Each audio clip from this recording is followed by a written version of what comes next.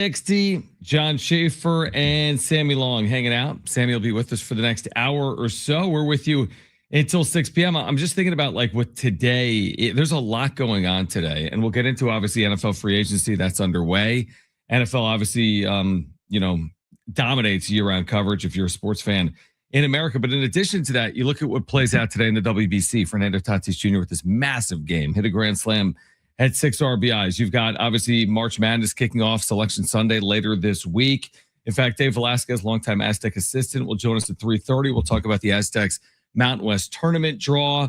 Padres obviously inching towards opening day as well. They're just about 17 days out right now from opening day. And listen, we can start anywhere. So where do you want? I mean, I know you guys have been talking obviously about NFL free agency. What is the primary? Let's hit on that for a couple of minutes, then get to Nick Pivetta, who has this mild arm strain or mild arm fatigue. And we'll see if that impacts the Padres come opening day in 2.5 weeks. But like, what's the story here today? Tua being released and then signing with the Falcons. He'll likely start as the opening day starter, I guess, for the Falcons in 2026. Is this the biggest story so far to come out of today, or the one that draws the most headlines today? Yeah, well, there's obviously been some big signings. Mike Evans to the Niners, big deal, leaving Tampa Bay. Kenneth Walker, the Chiefs. The Chiefs needed a running back. But to your point about Tua, the quarterback market is pretty interesting because Malik Willis signs a 3-year, $67 million deal with Miami. And Malik Willis is widely unproven. And Hafley, the new head coach for Miami, was the defensive coordinator for the Packers. So he's bringing his guy along. And then Tua leaving Miami to go to Atlanta, which is kind of crazy because even though Michael Penix hasn't been some great player, to go from Penix to presumably now Tua, I guess I know Stefanski's now the new head coach, and he didn't draft Michael Penix, so maybe he was never high on Michael Penix at all. But I think that you see a lot with the NFL draft. There's Fernando Mendoza, and then Ty Simpson out of Alabama, and then a lot of unknowns. Your Cade Klubniks out of Clemson, your Drew Allers out of Penn State.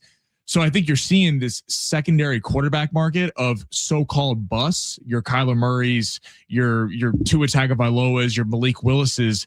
Everyone's kind of getting shipped out because people are kind of SOL for a quarterback. A lot of teams around the league. So it's kind of the best time to try to resurrect your career, a la Sam Darnold, Baker Mayfield, Geno Smith. Yep. It just feels like if you need a second chance, this is the year to be trying to get a second chance in the NFL. Is this a true second chance for Tua in Atlanta, or will he just keep the seat warm until Michael Penix is healthy? Because he finished last year hurt, right? He was hurt, but they expect him to be ready for week one. I mean, it's interesting then. That is really interesting. I just don't competing for a job. Yeah, I just don't get if you like Kyler Murray. To me, is the only guy that you look at that goes, wait, that guy jumps off the page because he was different. I mean, he was supposed to be one of the next stars in the NFL, and then Arizona. It's not all Arizona's fault, but Arizona has certainly not been an organization that's developed talent around him. But to go for Tua, another left-handed quarterback who has a massive injury history, I don't know where that leaves Atlanta. Like you're going with Penix or Tua. Does that put you any closer to winning your division? Yeah, it is interesting. We've talked about this a lot, how like the NFL is so predicated on organization and system. And it's not to discredit those that are really good or disparage those that are really bad. But it's like if Patrick Mahomes gets drafted by the Jets, he's not Patrick Mahomes. Now, he might have been in his second spot. I agree. He may have ended up in a second spot and ended up being like Sam Darnold. And maybe he would have won that way, or maybe ended up more like Baker Mayfield. But is it like that in other sports? It's like Paul Skeens is really good with the Pirates. Now, he's not on a good team. Right, but no one doubts that Paul Skeens isn't great. Yeah, and you could say the same thing about, like, there's a number of players in the NBA that might not be on the best teams, but you recognize their brilliance. Like Anthony Edwards hasn't played for an NBA Finals as of yet. He's one of the best players in the league. That's not to discredit the player that he is. I think with the quarterback, it's solely predicated on wins and losses, that when you go on a team that's 7-10, it's basically a poor reflection on you. I mean, you've seen this over the years, Brent. Obviously you too. I think we've seen a change in that. Mahomes is an outlier because he sat his first year and then was great the first year he started, but he did sit. But then you had Lamar, who got in his first year, lit the world on fire. Yep. Justin Herbert got in his first year, lit the world on fire. And it feels like now, where we used to give quarterbacks leeway, you always had at least 1 to 2 years before they would even consider moving off you if you were a top first round pick, that was valued with the organization. And now, I mean, we've seen Josh Rosen, Kyler Murray. Josh Rosen was a first-round pick by the Cardinals. The next year, they're taking a quarterback. It's so, if you're not great immediately, maybe that's just the society we live in. I mean, hell, Brent, Caleb Williams, people were saying was a bust at the beginning of the season. And at the end of the year, we're talking about Caleb Williams as one of the best young quarterbacks in the NFL.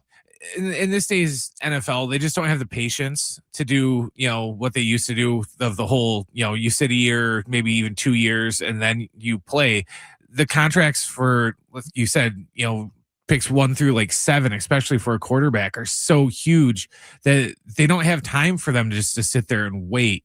That's why they kind of just thrust them in there, and they just kind of make their assessment based off of 1 year. And if they don't think they got it, then they just cut their ties right away and they just move on and draft another one. And to your point, it's kind of crazy that it feels like because of Jaden Daniels' success his first year with Washington, then Caleb Williams is getting crushed and Bo Nix is getting crushed and Drake May, all guys from the same draft class. And then you waited a year and they were all in the Final Four. And then look at Jaden Daniels a year later, right. He's dealing with health and the team takes a step back.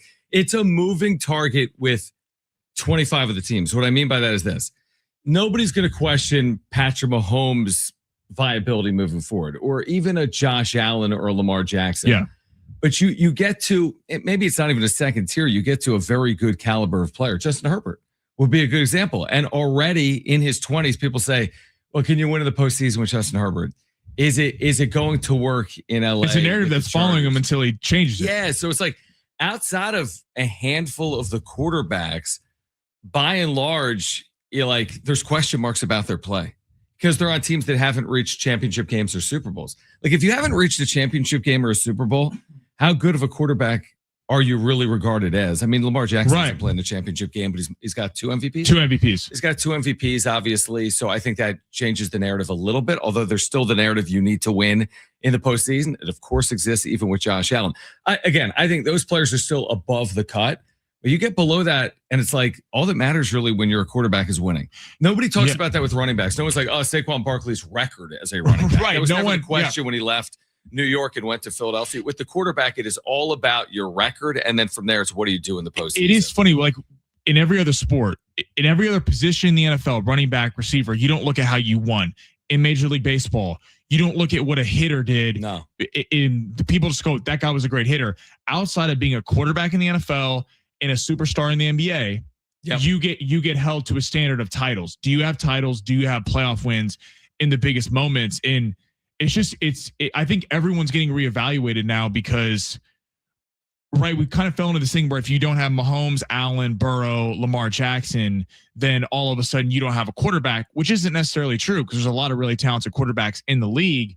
And with the success of Sam Darnold just winning a Super Bowl, Baker Mayfield being completely cast off and having a great career with Tampa, Geno Smith, who was awful with the Jets, goes to the Seahawks and has a level of success there.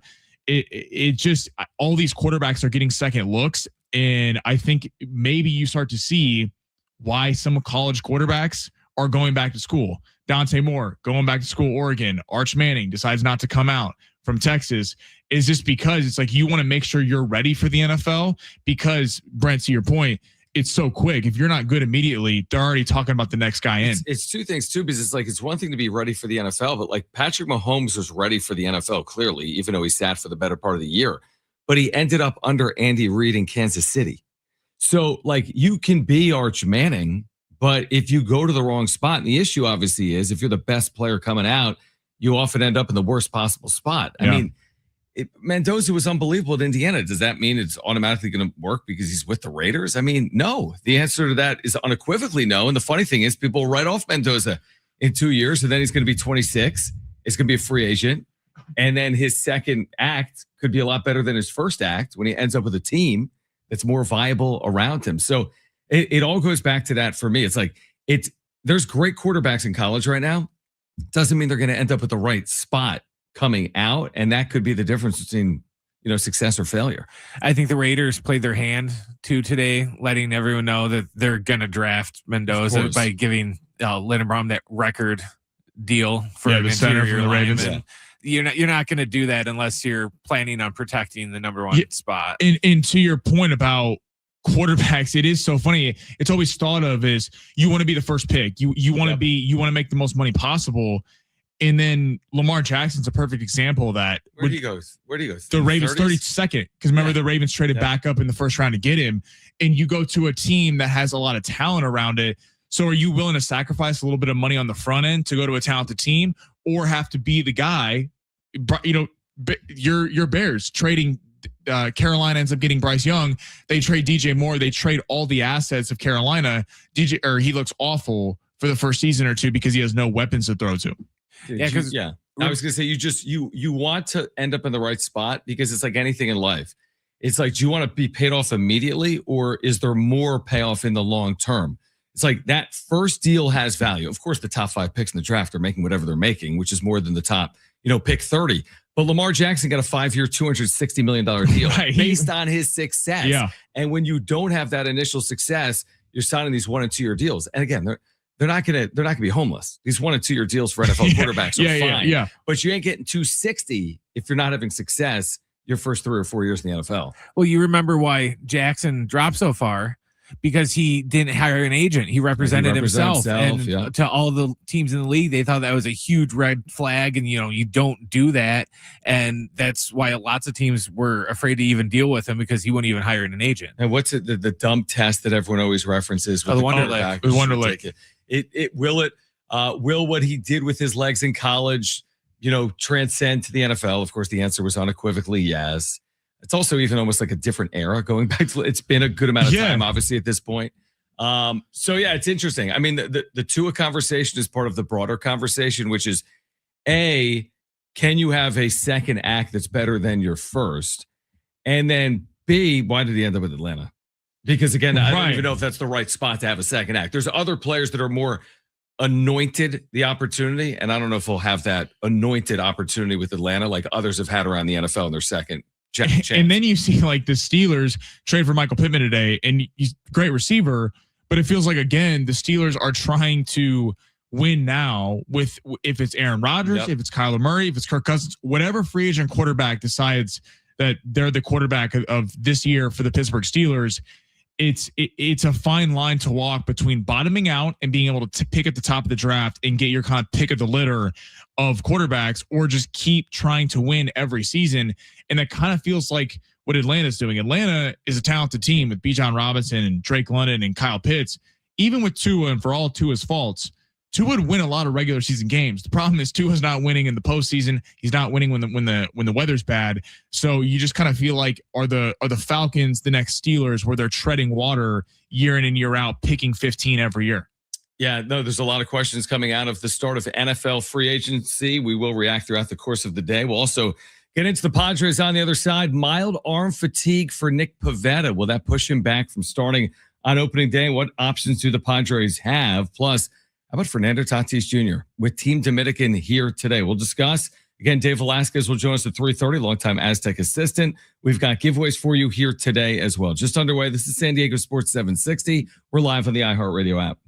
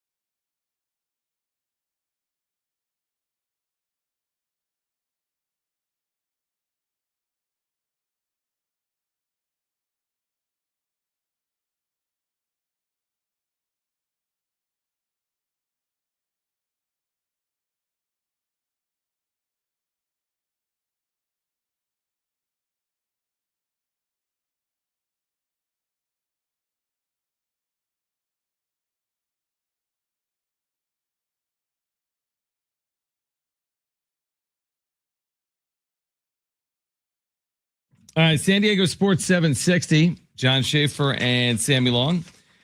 We do have a giveaway for you here today, and that giveaway is a 4-pack of tickets to the San Diego Zoo Safari Park and the new Elephant Valley at the San Diego Zoo Safari Park is now open. You can get up close and roam alongside the world's largest land animals. All week, we've got chances for you to win that family 4-pack of tickets to see Elephant Valley.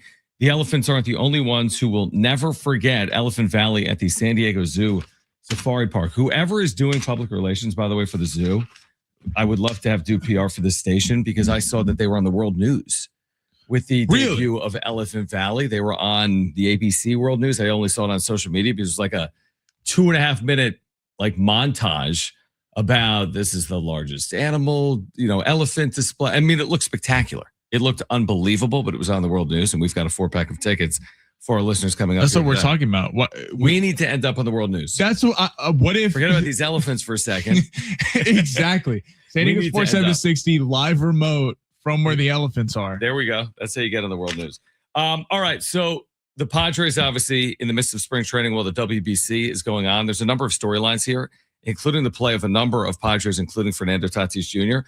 But the bigger storyline coming out of Padres camp is something that is not getting headlines, but more like back page treatment that I think could be significant, which is Nick Pivetta, according to our Padres insider, Kevin Acee, has quote unquote mild arm fatigue. Now he's been pushed back for his next spring training start, and he is scheduled to start on Friday. Of course, today is only Monday, so that's still days away. By Friday, they'll be within 2 weeks of opening day. That'll be 2 weeks from Thursday.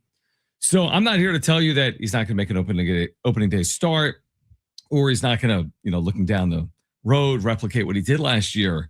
But it always starts as mild arm fatigue. With Yu Darvish last year, it was mild arm fatigue. Before Walker Buehler's first Tommy John, it was mild arm fatigue. Mild arm fatigue is code word for, can be a 5-alarm fire. It can be nothing.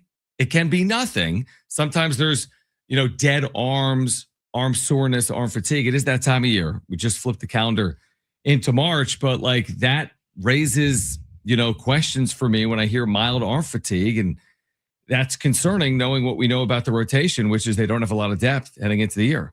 Well, and I think it's a little bit of recency bias in that last year it felt like with Yu Darvish, the Padres kind of lied to everybody. They remember when it happened, it was 2 weeks. He's going to be fine. He's going to be ready for opening day. Okay, a couple weeks, and then all of a sudden, it's months into the summer before we even saw Yu Darvish. Same thing with Michael King. We kind of remember they're very cagey. Wouldn't really get into when Michael King would be back, and it was kind of frustrating. A lot of fans were like, when is he going to be back? Give him a straight answer. And so, yeah, it's just.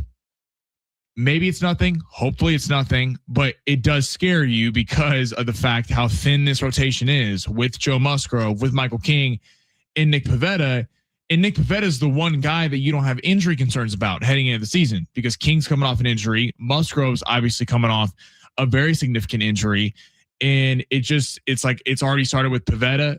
Again, hopefully it's nothing, but that is not a great, great sign to start the season because honestly, for the Padres to be in contention, because the Dodgers in the division, but forget them, the Giants and the Diamondbacks have gotten better. And there's a reason why we were talking about it for weeks. On FanGraphs, they were between 79 wins and 86 wins.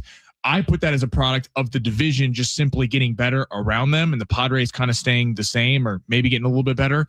So if Nick Pivetta, your ace, goes out for a significant portion of time, you're really putting a lot of pressure on Vasquez and Buehler to be great for a period. So it was Kevin Acee that reported this. Our dear friend Annie Halpern following up on social media saying that Stammen said Pivetta will be pushed back a little bit per this article as he wants to work on a few things with Ruben Niebla and is experiencing mild arm fatigue. Added that it is nothing major. But it always starts like that. It's never major. It never starts as the 5-alarm fire. It always starts as, well, I've got a little bit of pain or a little bit of soreness or my velocity is down. So again, I don't think we're at the point where you're like, well, there goes Nick Pivetta's year. I mean, that would obviously be a worst case scenario. But again, I go back to your point on FanGraphs. Like the Padres are still projected. I looked this up last night at FanGraphs, and you have to take it with a grain of salt. This isn't like the Bible. There's variance. Right, They they're can project wrong. 100 wins and a team could win 80, or it could project 80 and you could win The 100. Braves had a massive number last year and came in below. And their whole rotation was just completely decimated by injury last year. But the Padres are still projected to win 79.6 games next year at Fangraphs, which is not a high number. I mean, they won 90 games last year, and it goes back to something that we were told by Dan Szymborski at Fangraphs a few weeks ago, which is it's not a knock on the current construction of the roster. It's just a knock on their depth. And if they were to lose someone like Nick Pivetta, or if they were to lose someone like Michael King for an extended period of time, where do they turn? And yeah, I know they've made signings like German Marquez and Walker Buehler. These are not suitable 30-start front of rotation options for you without a Nick Pivetta or a Michael King or a Joe Musgrove. So that's the concern. If you're healthy, they can win 90 games. If their rotation has serious setbacks, it's going to be really hard to get back to where they were last year. Well, and this is where, and I give AJ Preller a lot of credit, and who you did too, for obviously not having a massive budget, them selling the team. And John Seidler hasn't shown a proclivity to throwing out checks left and right like Peter did. Yep. And so I give AJ Preller credit for trying to find the diamonds in the rough, and the German Marquez, the Griffin Canning, the Walker Buehler. But if you had taken all these signings, Castellanos, France, everyone that kind of went in and said, we're going to sign one guy. I know they tried to get Merrill Kelly, but if it was Framber Valdez, insert name of a bona fide, certifiable, very talented starter they could rely on every 5 days. This is where news about Nick Pivetta would be less concerning, because you're penciling them in for, you feel good about who you're throwing out there every time they come up. Whereas German Marquez, Canning, and Buehler, it's a total shot in the dark. They could be great, and hopefully they are, but there's a reason why they were free agents and available at the price they were available at. All right, we'll continue to discuss that story on Nick Pivetta. Also, is this the real Fernando Tatis Jr. or not? What he's doing right now in the WBC, we'll discuss. Plus, the Aztecs know their quarterfinal draw for the Mountain West tournament. They don't yet officially know their opponent, but they do know their draw. We'll get into it. And Dave Velasquez, longtime San Diego State assistant, will join us coming up at 3:30. We've got that 4-pack of tickets to give away to the San Diego Safari Park as well. Stay with us on San Diego Sports 760.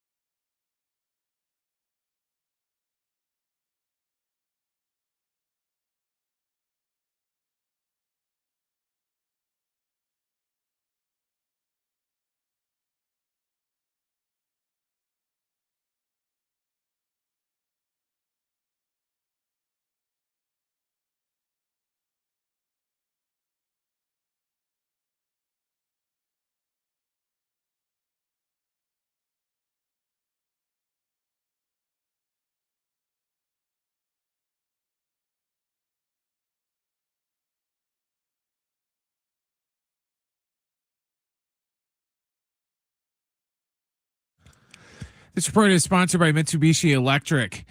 As expected, there was a ton of moves in the NFL today. I'll give you a couple of them. Jaguars running back Travis Etienne Jr. signed a 4-year, $52 million deal with the Saints. The Saints also signed a former Bills guard, David Edwards, to a 4-year deal. The Colts re-signed Alex Pierce and then traded Michael Pittman to Pittsburgh. Green Bay's former backup Malik Willis signed a 3-year, $67 million deal with the Dolphins.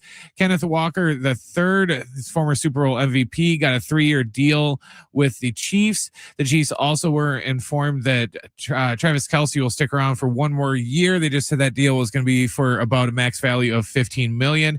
And Mike Evans signed a 3-year deal with the 49ers worth up to about $60 million.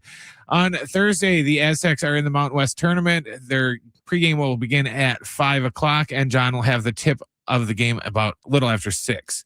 When California heats up, Mitsubishi Electric delivers powerful, energy efficient cooling for your whole home. Create your ideal comfort zone year round. Connect with a Diamond contractor at MitsubishiComfort.com for rebates and special financing. MitsubishiComfort.com.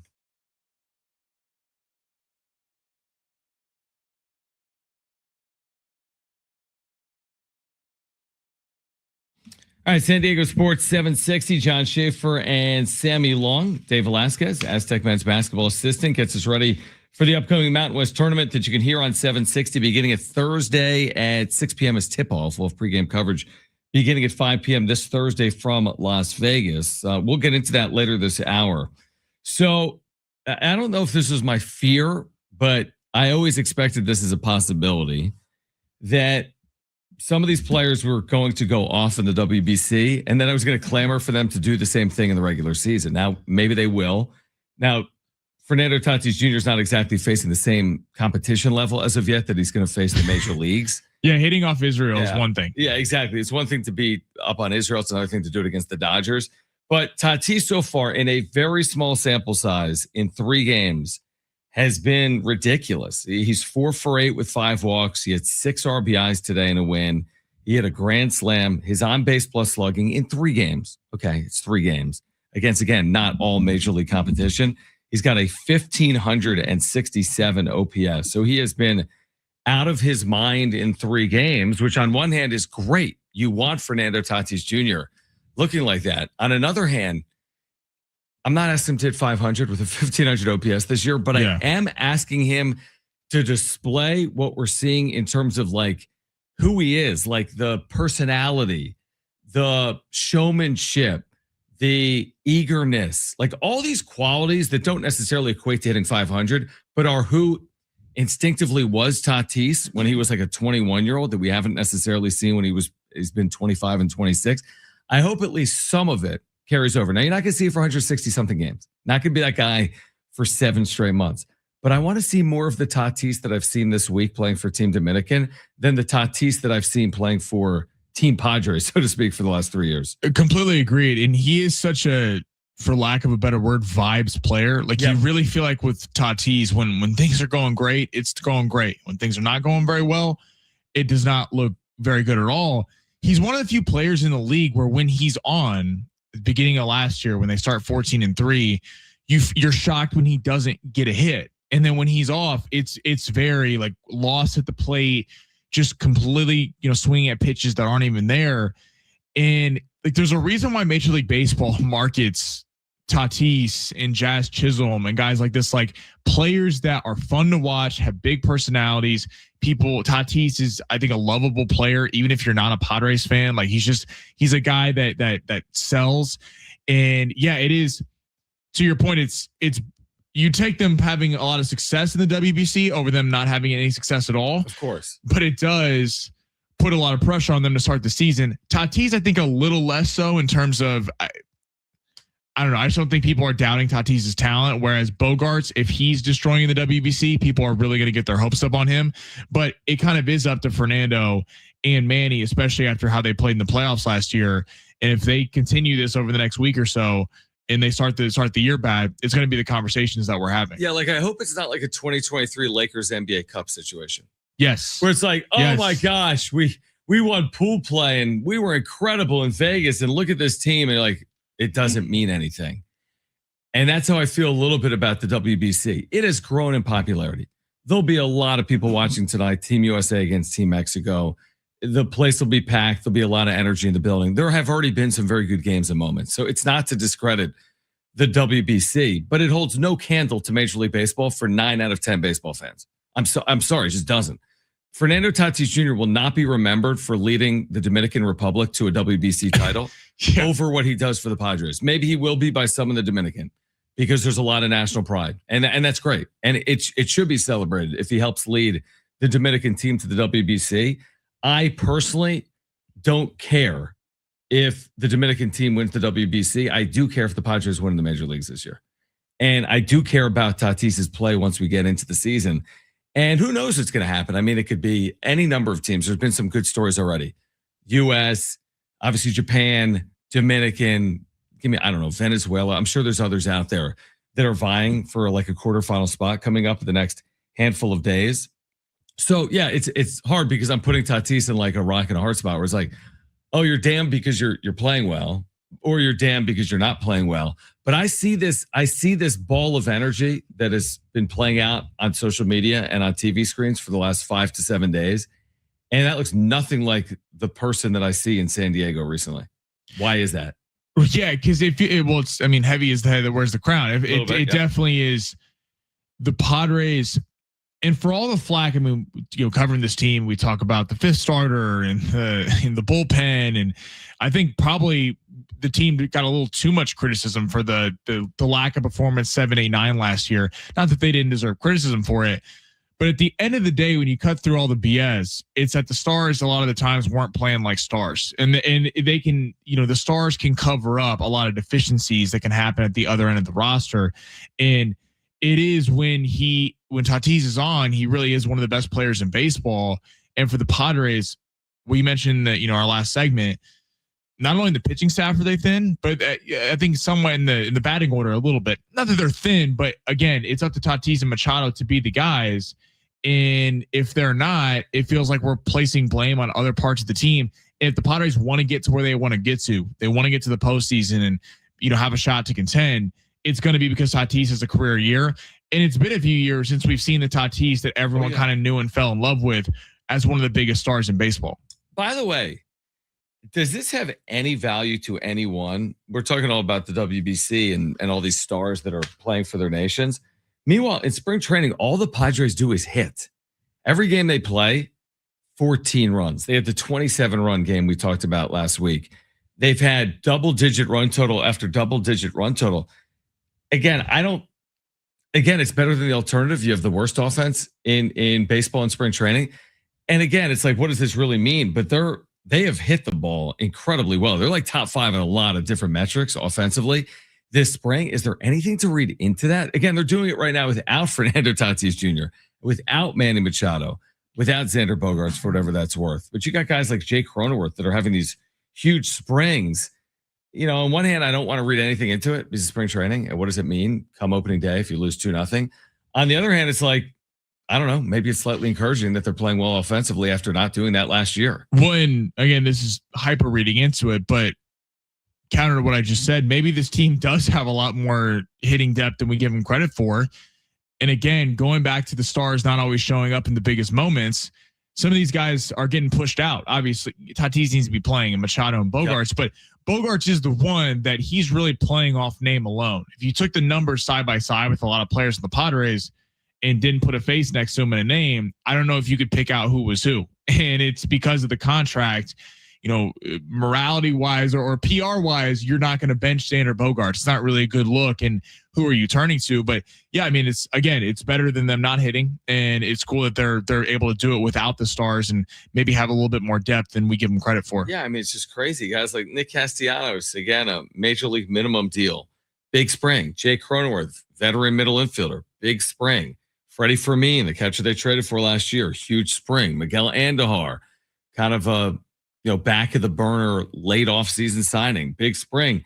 Again, I prefer it to the alternative. Not that, again, you could have a crap spring and still have a good year, and you could have a really good spring, obviously, and have a down year. But it does feel like to me that they're almost due for better offensive numbers collectively, coming off a very down year. Their numbers are depressed on offense.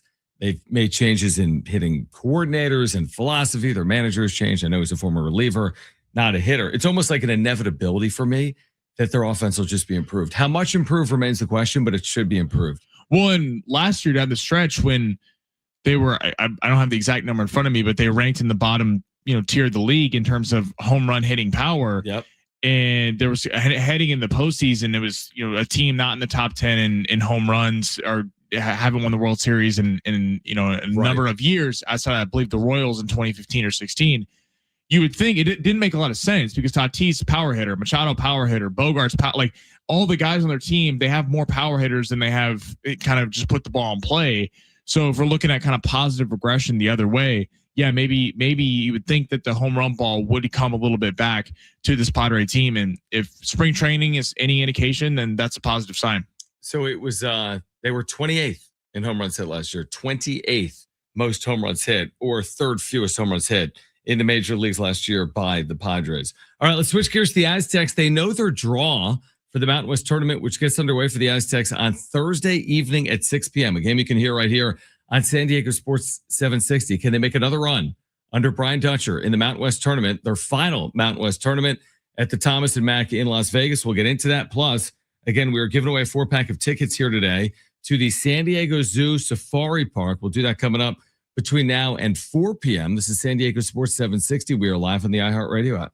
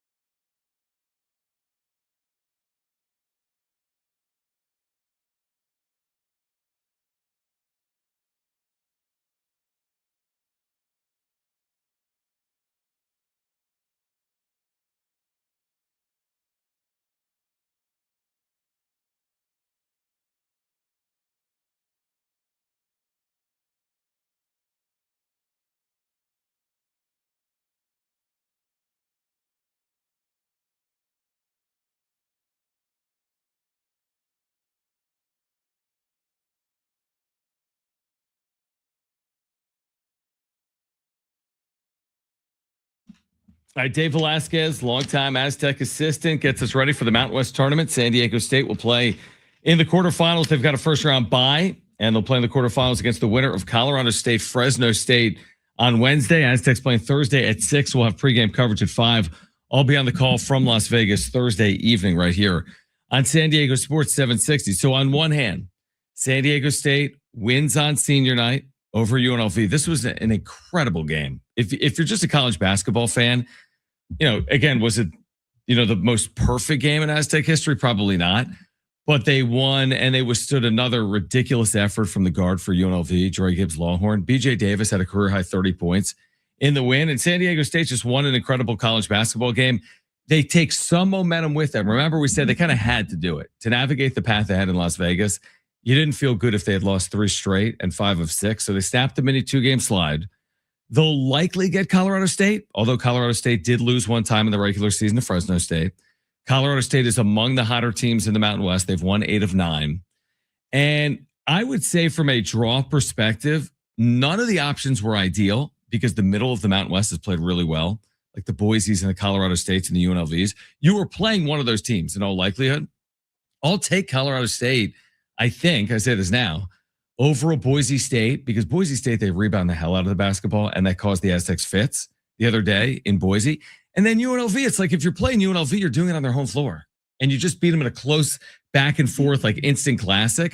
So again, maybe a Sophie's choice. None of them are great options, but the Aztecs beat Colorado State this year by 23 at home. They lost by 9 more recently in Fort Collins, but neutral floor, I think I'll take my chances with Colorado State over Boise State and UNLV right now. And that game in Fort Collins, it just felt like to me, again, not that they weren't trying, but you're coming off a brutal loss to Grand Canyon at home. It felt like after that game, the at-large bid was kind of on life support. It wasn't totally done, but I mean, you were mentioning it the last break. You were there. It was a raucous environment. Yeah, it looked crazy on TV. And it just, it felt like during that game, there's a lot of getting into it with the officials. It just didn't look like their night, and it felt like Colorado State had that game circled their entire season when the Aztecs was coming to play them. So I agree with you. I think on a neutral floor, I actually like what the Aztecs got, because rebound, when we've seen this team lose, this Aztecs team, it's been because they've been out rebounded. That's kind of been the underlying theme of this year, is they don't have a singular great rebounder. And the trade-off is that you get a great offensive player in Magoon Guath, but Magoon Guath's not getting paid the money he's getting paid to be a rebounder. I mean, ideally you'd like that from him, but why people kind of got obsessed with Magoon Guath is his offensive game is so unique for a big. Miles Heide and Pharaoh Compton been playing a little bit better recently, but so I'm with you on the Colorado State. I kind of like that draw. Grand Canyon's on the other side of the bracket. Right. They've obviously been a pain in the Aztecs side so far this year, and the Aztecs wouldn't play them until the championship game if they got there, which would mean that they would have knocked out Utah State. So I think when you look at it, again, we could eat all our words and they lose to Colorado State and none of this means anything, but Colorado State, maybe New Mexico, a team they played pretty well both times this year. I think you take that for the Aztecs. Yeah, I'm with you. And again, do I think this is easy? No. Like, I think winning 3 games in Vegas for any one of these teams is going to be really impressive. I think ultimately this is going to be a 2-team, 2 teams get to the NCAA tournament out of the Mountain West. The reason I feel that way, listen, if Utah State wins the conference tournament, it might just be Utah State, which is incredible, as good as this league has been recently. League, once again, is good. It just doesn't have enough, at the top, that high caliber this year. They've kind of beaten each other up. But I think the odds suggest that Utah State won't win the league. Why? Because there's 8 similar teams, including Utah State. So am I going to take the other 7 or the 1? Like, the math on it might say Utah State has, I'm making this up, and I think this is high. Let's say they have a 20% chance of winning the league. Well, that's 80% someone else does. And that's what I think is going to play out. Utah State hasn't been playing great basketball the last month of the season. It's really been their kind of body of work from earlier on in the year. The Aztecs, something that, I mean, I know a lot of people have been critical of is, and I know the counterpoint is, well, who do you take out of the rotation? Because they've had 11 guys. There's been a lot made about, do they play too many? The record has gotten exponentially better whenever they shorten the rotation. And so I've been kind of proponent so far this year, play 9 guys and get guys more distinguished minutes. But in the Mountain West Conference tournament, this could be where having 11 players that you trust and it's hard to take minutes away from, make a case to take minutes away from certain players on the team could really play into this, because when you're playing 3 games over 3 days, this is not only a war of talent, but a little bit of a war of attrition. And when you're only playing 7 guys, which a lot of programs do, or maybe 8, I mean, your legs can get pretty shot by the time you're playing on Saturday, especially if some of these games are close, going to overtime, playing for your March Madness lives. This is where the Aztecs, the preseason unanimously being picked number 1, that depth could come back into play as a real bonus for the Aztecs coming up in this weekend. It's interesting you say that, because if they are fortunate enough to play for a Mount West title, that game is played Saturday, 3 p.m. This is one of the worst things, by the way, about the Mount West. Like when I look ahead to what's on the other side with the Pac-12, like one of the worst things the Mount West does across all sports is go from a championship game. San Diego State would play the second game on Friday night. That's at 9 p.m. Pacific. And then the championship game is at 3 the next afternoon. Is this because of TV rights? Because they want the Big TV. 12 at night? They want the Big 12? I don't know the exact reason. I mean, certainly it's television, but like I'm at least hopeful that the Pac-12 wouldn't have an 18-hour turnaround That's between insane. Your semifinal and your championship. And they've been doing this for a decade plus. And the teams that play in the second semifinal are at such an extreme disadvantage. At least the first semifinal, you're back in your hotel by, let's say, 10 o'clock Pacific.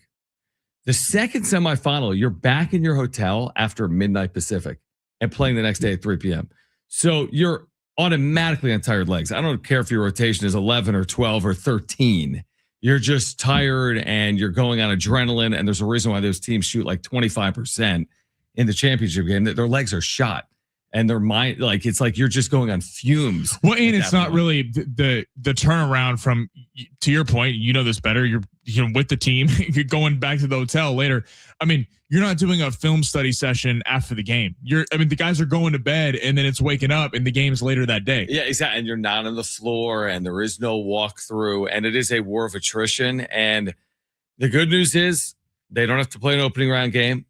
And they're a high seed, they're a 2 seed, and they're playing a team that played the day before in Colorado State or Fresno State. So already you're on fresher legs than they are. But from there, it's only uphill. You're either playing New Mexico or Boise State in all likelihood. That's not easy. And then from there, it's like you'd love to get to Saturday, but it's still winner take all. And there's no real consolation prize if you get to Saturday and lose by 4 to Grand Canyon. That's a run. You've made a run, but at that point, you got to win it. Tournament. At that point, you got to win it in all likelihood to get to the NCAA tournament. By the way, the metrics suggest that Utah State is favored to win the Mountain West tournament, but they only have a 27% chance to win the tournament. San Diego State, by comparison, has a 23% chance of winning the upcoming tournament. And the thing for the Aztecs is, let's say it's that. Let's say Utah State is playing in the championship game, which the Aztecs will be facing them in the championship game if they met them. That's ironically the one team, we talk about how good the middle of the Mountain West is. The Aztecs have kind of, I think, played down at teams at times and played up to teams, because against Utah State, obviously the Aztecs blew them out at home here. And in that game on the road, I know Utah State came through in the final 5 minutes and ended up winning the game, but the Aztecs had 7 to 10 point leads in the first half and in the second half. They played a pretty good basketball game and they just didn't come through down the stretch. So over a small sample size, 2 games, you kind of feel like the Aztecs have a little bit of the upper hand, even though they're 1-1. So if it is Utah State, I think that actually is more of a favorable matchup than a Grand Canyon, than Boise State, than some of these schools that are just hot right now. The glass half full in general on the Aztecs is they have had games that they've lost that they've had chances to win. And then at their best, they've blown the doors off Utah State at home. They've beaten good teams throughout the course of the year. It's just they've also come up short, like a close loss at the Pit or a close loss, to your point, at Logan. Can they put it all together on the neutral floor? Can you do that on consecutive days or 3 consecutive days coming up in Las Vegas? All right, Sammy's going to stick around until 4 p.m. We're going to give away that 4-pack of tickets to the San Diego Zoo Safari Park in the 3 o'clock hour. Dave Velasquez, San Diego State men's basketball assistant, gets us ready for the Mountain West tournament, which kicks off Thursday for the Aztecs. He will join us at 3:30. Don't go anywhere. This is San Diego Sports 760. We're live on the iHeartRadio app.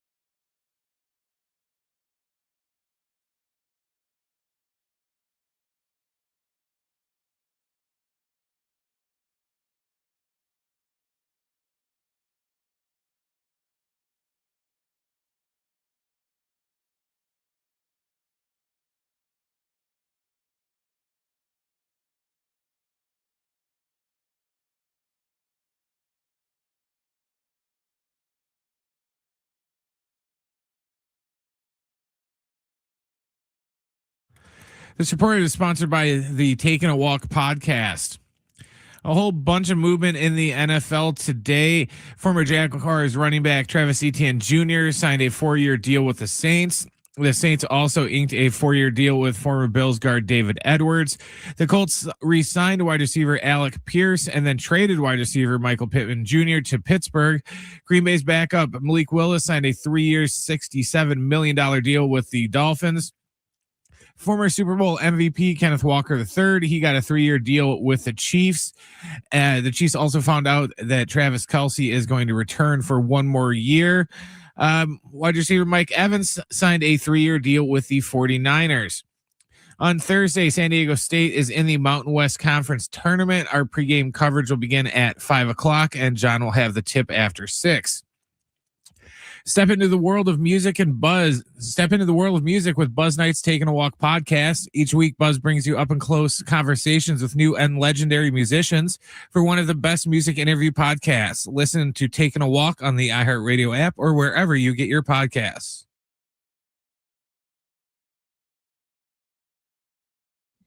All right, San Diego Sports 760. We are giving away a 4-pack of tickets here this hour, and that'll be for the San Diego Zoo Safari Park. We'll give away that 4-pack of tickets coming up this hour. Also in 30 minutes, San Diego State assistant Dave Velasquez gets us ready for the upcoming Mountain West tournament. This is a great time to be a college basketball fan, as in this week. Like, even if you're not a college basketball fan, this is basically the week where it's going to draw your attention. And then, of course, next week. But Selection Sunday is this week. Like, that's always fun to say. Oh, Selection Sunday is the best. I've always loved Selection Sunday. Love it. It's not like there's tens of millions of people watching, but there's just something about nobody has any clue what the matchups are going to be. There's so many variables. Like, who is your school going to play? Even if your school isn't in it, like, what's intriguing? Oh, look at these storylines. Like, obviously with all the player movement, oh, this player could match up against his former team and so on and so forth. But like, I'm one of these guys that like I'm sitting there last night and I think I did like a wrap-up show with Jim. And I'm sitting there. I saw you guys on. I can't like concentrate. I'm watching like I'm like watching like Oregon State Pepperdine. Like I'm watching like this is the time. I just love it. I'm just watching like random things all day long. I got it on my long shots earlier. I got Santa Clara covering the spread tonight against St. Mary's. Yeah, I think I was actually watching Santa Clara last night. So this is just, again, this is a good time of year with college basketball. And then you throw in now the WBC that's been added in March, and it's becoming more of like a crunch time there because we're going to get to the quarterfinals, I think, coming up in the WBC. And now we're just a couple of weeks away from opening day. We have NFL free agency underway that we touched on earlier in the show. So like sometimes you think like March is, it's March Madness, but it is. I mean, I think March Madness takes the like center stage, but that's probably not until Sunday that it takes center stage. But it feels like there's a lot going on right now for March. There's a fun, the next couple months, I think. Obviously, you get opening day in a couple weeks. March Madness is, everyone gets into that, whether you watch college basketball every day or you're just have a bracket with your work pool. NFL free agency is in blast. And then next month, I mean, you got the NBA playoffs starting, NHL playoffs. Like, there is a lot that kind of goes on. I think we forget about. There feels like there's always kind of some big events down the stretch here. Obviously, the summer, it can be a little just, obviously just baseball, which we all love. But yeah, March Madness is so fun, and I love Selection Sunday. Like my mom, we always watch the Oscars, so we watch Selection Sunday. Is Oscars that night? Oscars is Sunday night, so I got a whole plan. Selection Sunday, then the Oscars. Got a lot of TV viewing on Sunday night. I didn't realize that the Oscars are the same day as Selection Sunday. Yeah, is that like always? I don't know if it's always like that, but this year we're very excited about that. Yeah. Sunday. Okay. Yeah. So be filling out my bracket while Conan's up there doing his thing. Yeah, exactly. That's exactly right. We touched on NFL free agency earlier. We talked about Tua to the Falcons, obviously the Dolphins eating a huge portion of salary as well. What about Mike Evans to the Niners, which is obviously drawing a lot of intrigue here today? There's been a slew of moves. There's dozens we could probably reference. But one of the more significant ones is Mike Evans. He goes from the Bucs to the Niners. Yeah, it's a deal that's costly, but not overly costly. I mean, 3 years, $60 million. He's a veteran receiver at this point in his career. What's the impact expected out of Mike Evans as he changes coasts? I think this is a good get for the Niners. And although I want to bag Fletch and Jim for as the Niner fans on the station, I actually can't with this one because Mike Evans, although he's 32, he's a durable wide receiver. I know he was hurt for a large part of the season last year, but throughout his career, he's very durable and he's a jump ball catcher. And I think if you're the Niners, you've kind of went through the ringer with receivers with Brandon Ayuk. They signed him to a big deal. He gets hurt. A lot going on there with drama between him and John Lynch. Ricky Pearsall is also another, he can't really stay on the field. And although I'm not a Brock Purdy believer in terms of winning a Super Bowl and being a franchise guy that elevates those around him, to be fair to Brock Purdy, it's always kind of been about the system. It's McCaffrey, Kittle, the Shanahan run fits. And to get him a legit jump ball, big time, proven receiver and Mike Evans, I think it was the way to go because we were joking, Brent, you and I earlier about Alec Pierce, who got 4 years, $116 million. Yeah. Apparently the Niners and Pats offered him more money than the Colts, and he actually stayed in Indianapolis to go back there. If I'm a Niner fan, turning to Mike Evans for a 3-year, $60 million deal, which you can get out of, I believe, in a couple of years, is a way more cost-effective way of putting a team on the field versus going to Alec Pierce for an overpay that I don't really see. Another significant move near and dear to your heart, Kenneth Walker III, yes, who wins Super Bowl MVP, is heading to Kansas City. Very excited. In terms of this deal, 3 years, $43 million, 28 of which is guaranteed.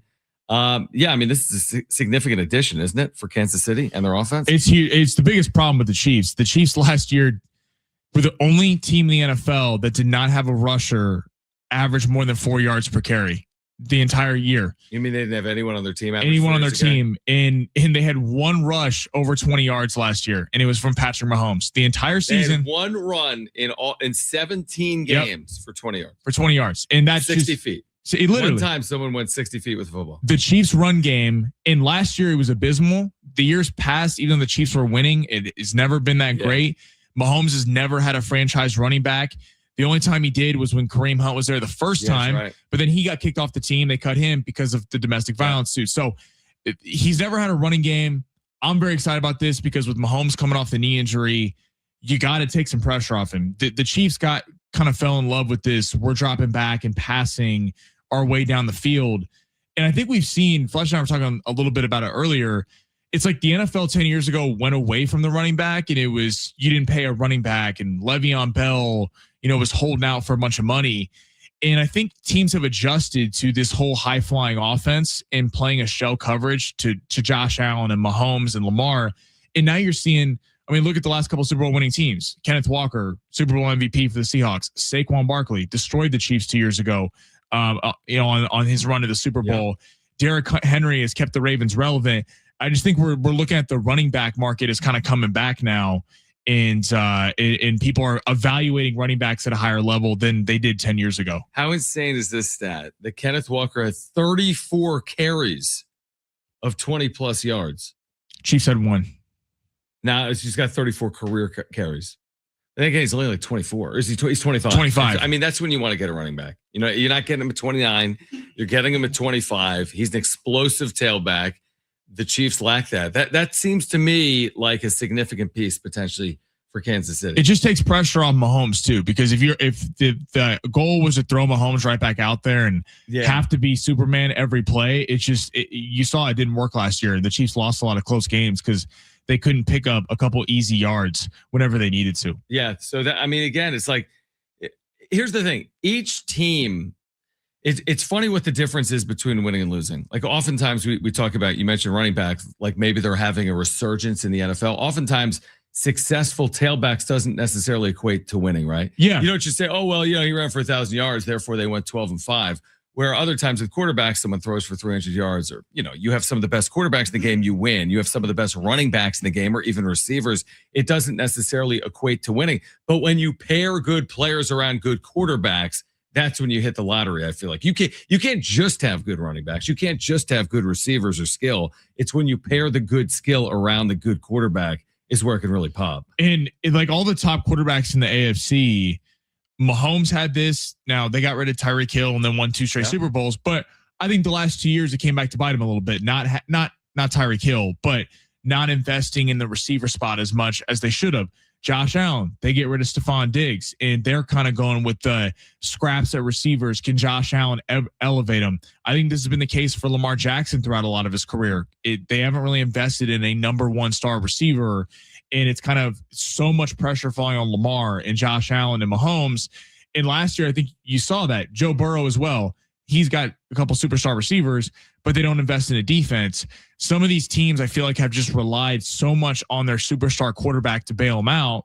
And there's a reason why Mahomes, Lamar, and Burrow all missed the playoffs last year, and Josh Allen went out in the second round to the Broncos. It's like a quarterback, you have to have a quarterback to win, but that also can't just be just go all defense and forget about everything on the offense because you have a great quarterback. I think you made the point maybe though off the air, and we've made this point a lot over the years here on 760 or 1360, that if only baseball had a free agency period like the NFL or even the NBA, but like there's such a flurry of activity at the onset in some of these sports that leads to like front page headlines where you then turn your attention to baseball and it's this slow trickle where sometimes the best player in the sport might wait 5.5 months to sign. It could be like March. My friend and I were talking about this yesterday. And Zach Littell, who's a very solid starting pitcher, signed yesterday. It's like the season ended 6 months ago. The NFL equivalent would be someone signing like 6 hours into free agency. Yeah, like the same type of player might have already signed in the NFL. I just don't like the MLB would attract that, especially because the MLB is a sport that's based on stars. And I mean, the NBA has a free agency special. The NFL has live coverage throughout the entire day of free agency special. I don't know why Major League Baseball doesn't do the same thing. I guess it's just probably a larger conversation about how strong the MLB Players Association is, and that it's just kind of it's whenever they want to sign, they're going to sign. Yeah, and maybe again with the new CBA that everyone's talking about at the end of 2026, like you could only accomplish so many things in one CBA. You're not all of a sudden going to have every free agent sign the day that free agents are available to sign. You're not going to all of a sudden put a salary cap in the sport. You're not going to have great parity. Like you can't do everything in one CBA. It's a negotiation, right? It's like you have owners that have wants, you have players to give that and have take. Wants. Yeah, you're never. It's not just like the players are going to win, or it's not just like the owners are going to win. And everyone, I make this analogy all the time with like politics. It's like people think that if one side wins, everything changes. Where in actuality, I think it's more that oftentimes they're just in the middle anyway. I mean, one's a little bit this way left and one's a little bit this way right. It's not like you're so far left or so far right. I would say the same thing oftentimes with these negotiations. Like, oh, the owners got everything they wanted and the union, had their knees capped, so to speak. Yeah. The players got everything they wanted and the owners will never be the same because of everything that they acquiesce to. I just feel like even like take that as an issue. Okay, obviously salary cap is the most pressing need in Major League Baseball, but I mean, wouldn't that be a good thing for baseball? I mean, I remember us being on air, all of us, the day of the MLB trade deadline. The MLB trade deadline is an event, and there's live coverage all day of that on ESPN. And I mean, when the Padres made all the moves, it was very exciting for the city. That just feels like something that would draw up more buzz. In what other sport does the season? The second the Dodgers won the World Series against the Blue Jays, it's a new league year. Like the NFL, the new league year starts today or starts on Wednesday. So it's like a new, a new year. That just feels like something that even the players, I don't know why they would be opposed to that. Yeah. Again, this is something where baseball could be a lot better. Like if you could have a marquee day or week for free agent signings, the sport would be better off. They just have never, for whatever reason, solved it. All right. Dave Velasquez, San Diego State men's basketball assistant, will join us coming up at 3:30. On the other side, an NBA promotion gone bad. The latest after this on San Diego Sports 760.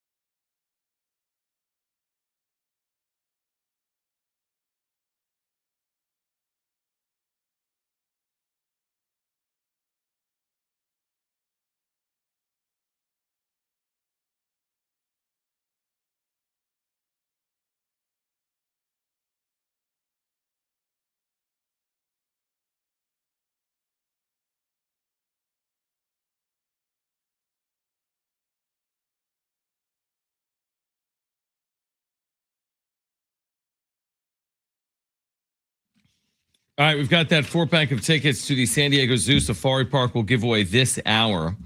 We remind you, Aztecs basketball in the Mountain West Tournament Thursday night. Pregame coverage at 5, off the tip-off for you at 6. Opponent to be determined. Dave Velasquez, Aztec assistant, will join coming up at 3:30 here on San Diego Sports 760. All right, listen, I worked in minor league baseball. I don't know if Brent knew that, or I've mentioned it before, but I worked in minor league baseball, and I was a part of some off-the-wall promotions. Like, I remember one year in AAA when I was with the Phillies AAA affiliate, the Lehigh Valley Iron Pigs, we gave away a funeral from a funeral home. Wait, hold on. What do you mean you gave away a funeral?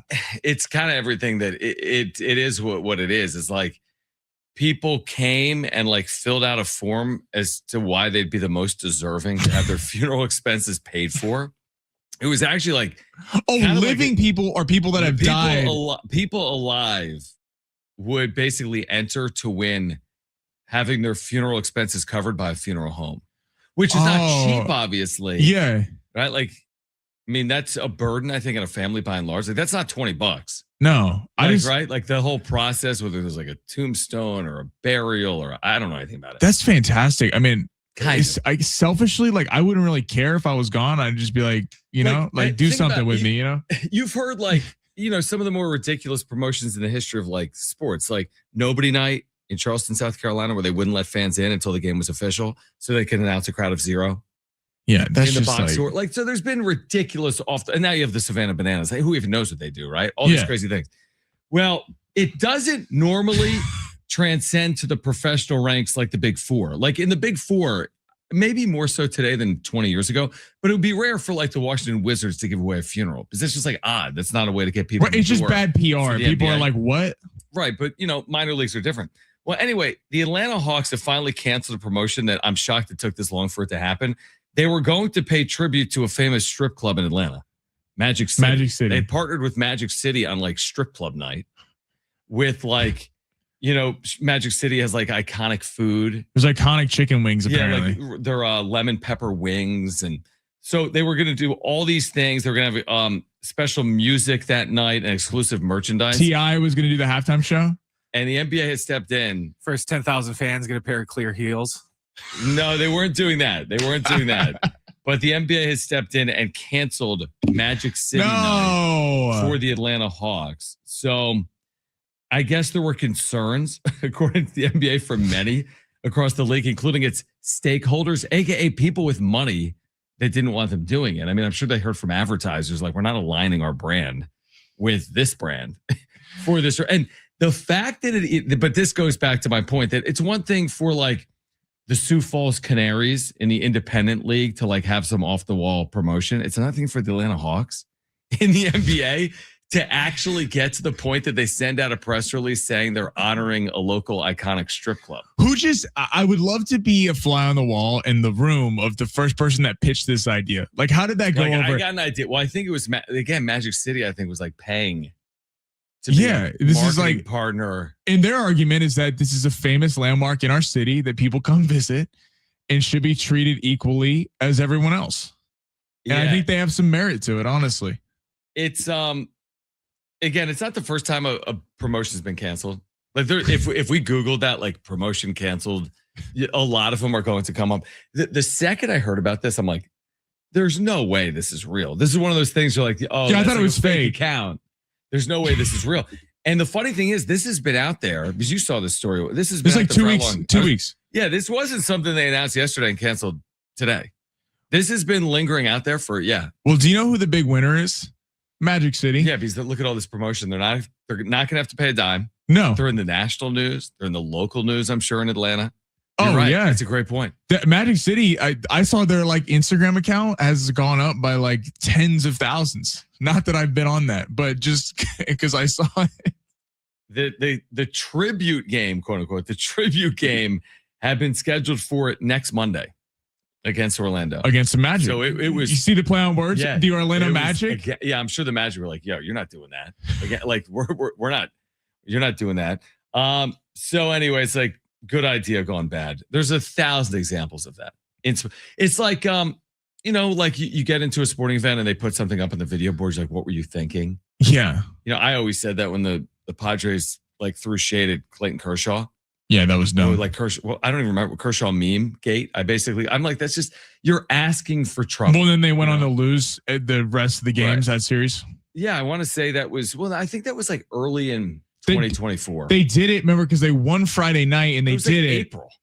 Yeah. It's like, what are you doing? Like, there's a time and if the Padres beat the Dodgers on their way to a World Series, put the meme up. You know what I mean? Like, you kind of got a last laugh. You won the NL Championship Series. You won the NLCS over LA. Awesome. Celebrate. Have your fun. Right. But you win a Friday night in April against the Dodgers. That's probably not the time and place. Jim had no problem with it. I said it's bad karma.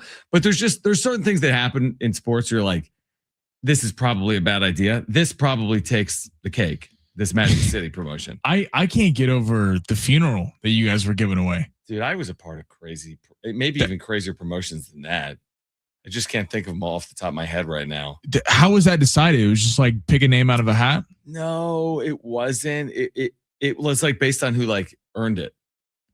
It's crazy as that sounds. They're like, you look like you could need this soon. Well, yeah, it's like someone saying like, hey, it was kind of sad in the end. It was like a sad story. It was like someone that needed it because they were like, had some type of diagnosis and their family was going to be burdened with the debt of having to bury them. That's not a like a fun. Hey, it wasn't very guys uplifting. at the ballpark. Yeah, let's have a great time. Get out to the game, Mom, tonight because I want to get your funeral covered. You know what I mean? Like, it's not a great reason, but like I should have Googled it before this segment. Actually, like if you just Grandma, fill out this form for us, please. Yeah, like if you like just look up wacky minor league promotions. I mean, there's been like Magic City night. Yeah, but you kind of mentioned it. It's the funniest part is that they announce this promotion. It's a big deal. It's like being promoted for a couple of weeks here, and then the NBA decides to step in. I mean, the Hawks had to have run this by the NBA office. I don't know if it works like that or not. It should. It probably should. Or they just didn't care. And they're like, this is great publicity. People are talking about the Atlanta Hawks. The funny part is they usually have a whatever team. They actually have a decent team this year. I know. No, there was an awful night with the Altoona Curve where they like just didn't do promotions and they didn't like put the headshots on the video board. It's just like everything was awful. It's like clip art or like they wouldn't put like the score on the scoreboard. They just made everything awful. Like again, there's been some terrible ideas, including this one by the Atlanta Hawks. All right, no good transition. Dave Velasquez, San Diego State men's basketball on the other side, getting us ready for the Mountain West tournament that kicks off Thursday for San Diego State. This is San Diego Sports 760. We're live on the iHeartRadio app.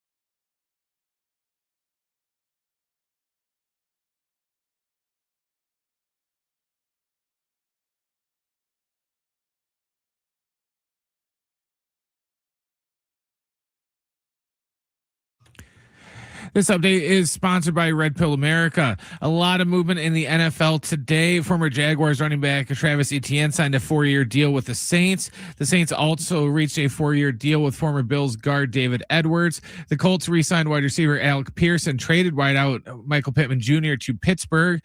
Green Bay backup quarterback Malik Willis signed a 3-year, $67 million deal with the Dolphins. Super Bowl MVP Kenneth Walker III is going to Kansas City. Kansas City also found out that Travis Kelce is going to come back for 1 more year. Wide receiver Mike Evans signed a 3-year deal with the 49ers, and now just out. Wide receiver Rashid Shaheed is coming back to Seattle on a 3-year, $51 million deal. Thursday is the Mountain West Conference tournament for the Aztecs. Our pregame coverage will begin at 5:00, and John will have the tip after 6. Is AI coming for your job? This week on Red Pilled America, they take a deep dive into artificial intelligence and what it could mean for the future of human work. Listen to Red Pilled America on the iHeartRadio app. That's Red Pilled America, a storytelling show.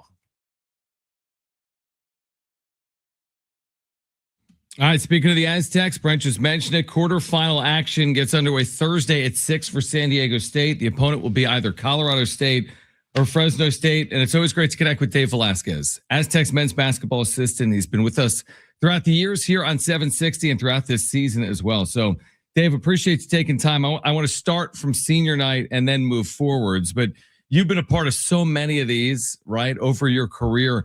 What is it like from your seat to watch players go through an experience like they do with their family and their friends, and then to watch the team go out there and win like they did on Friday night?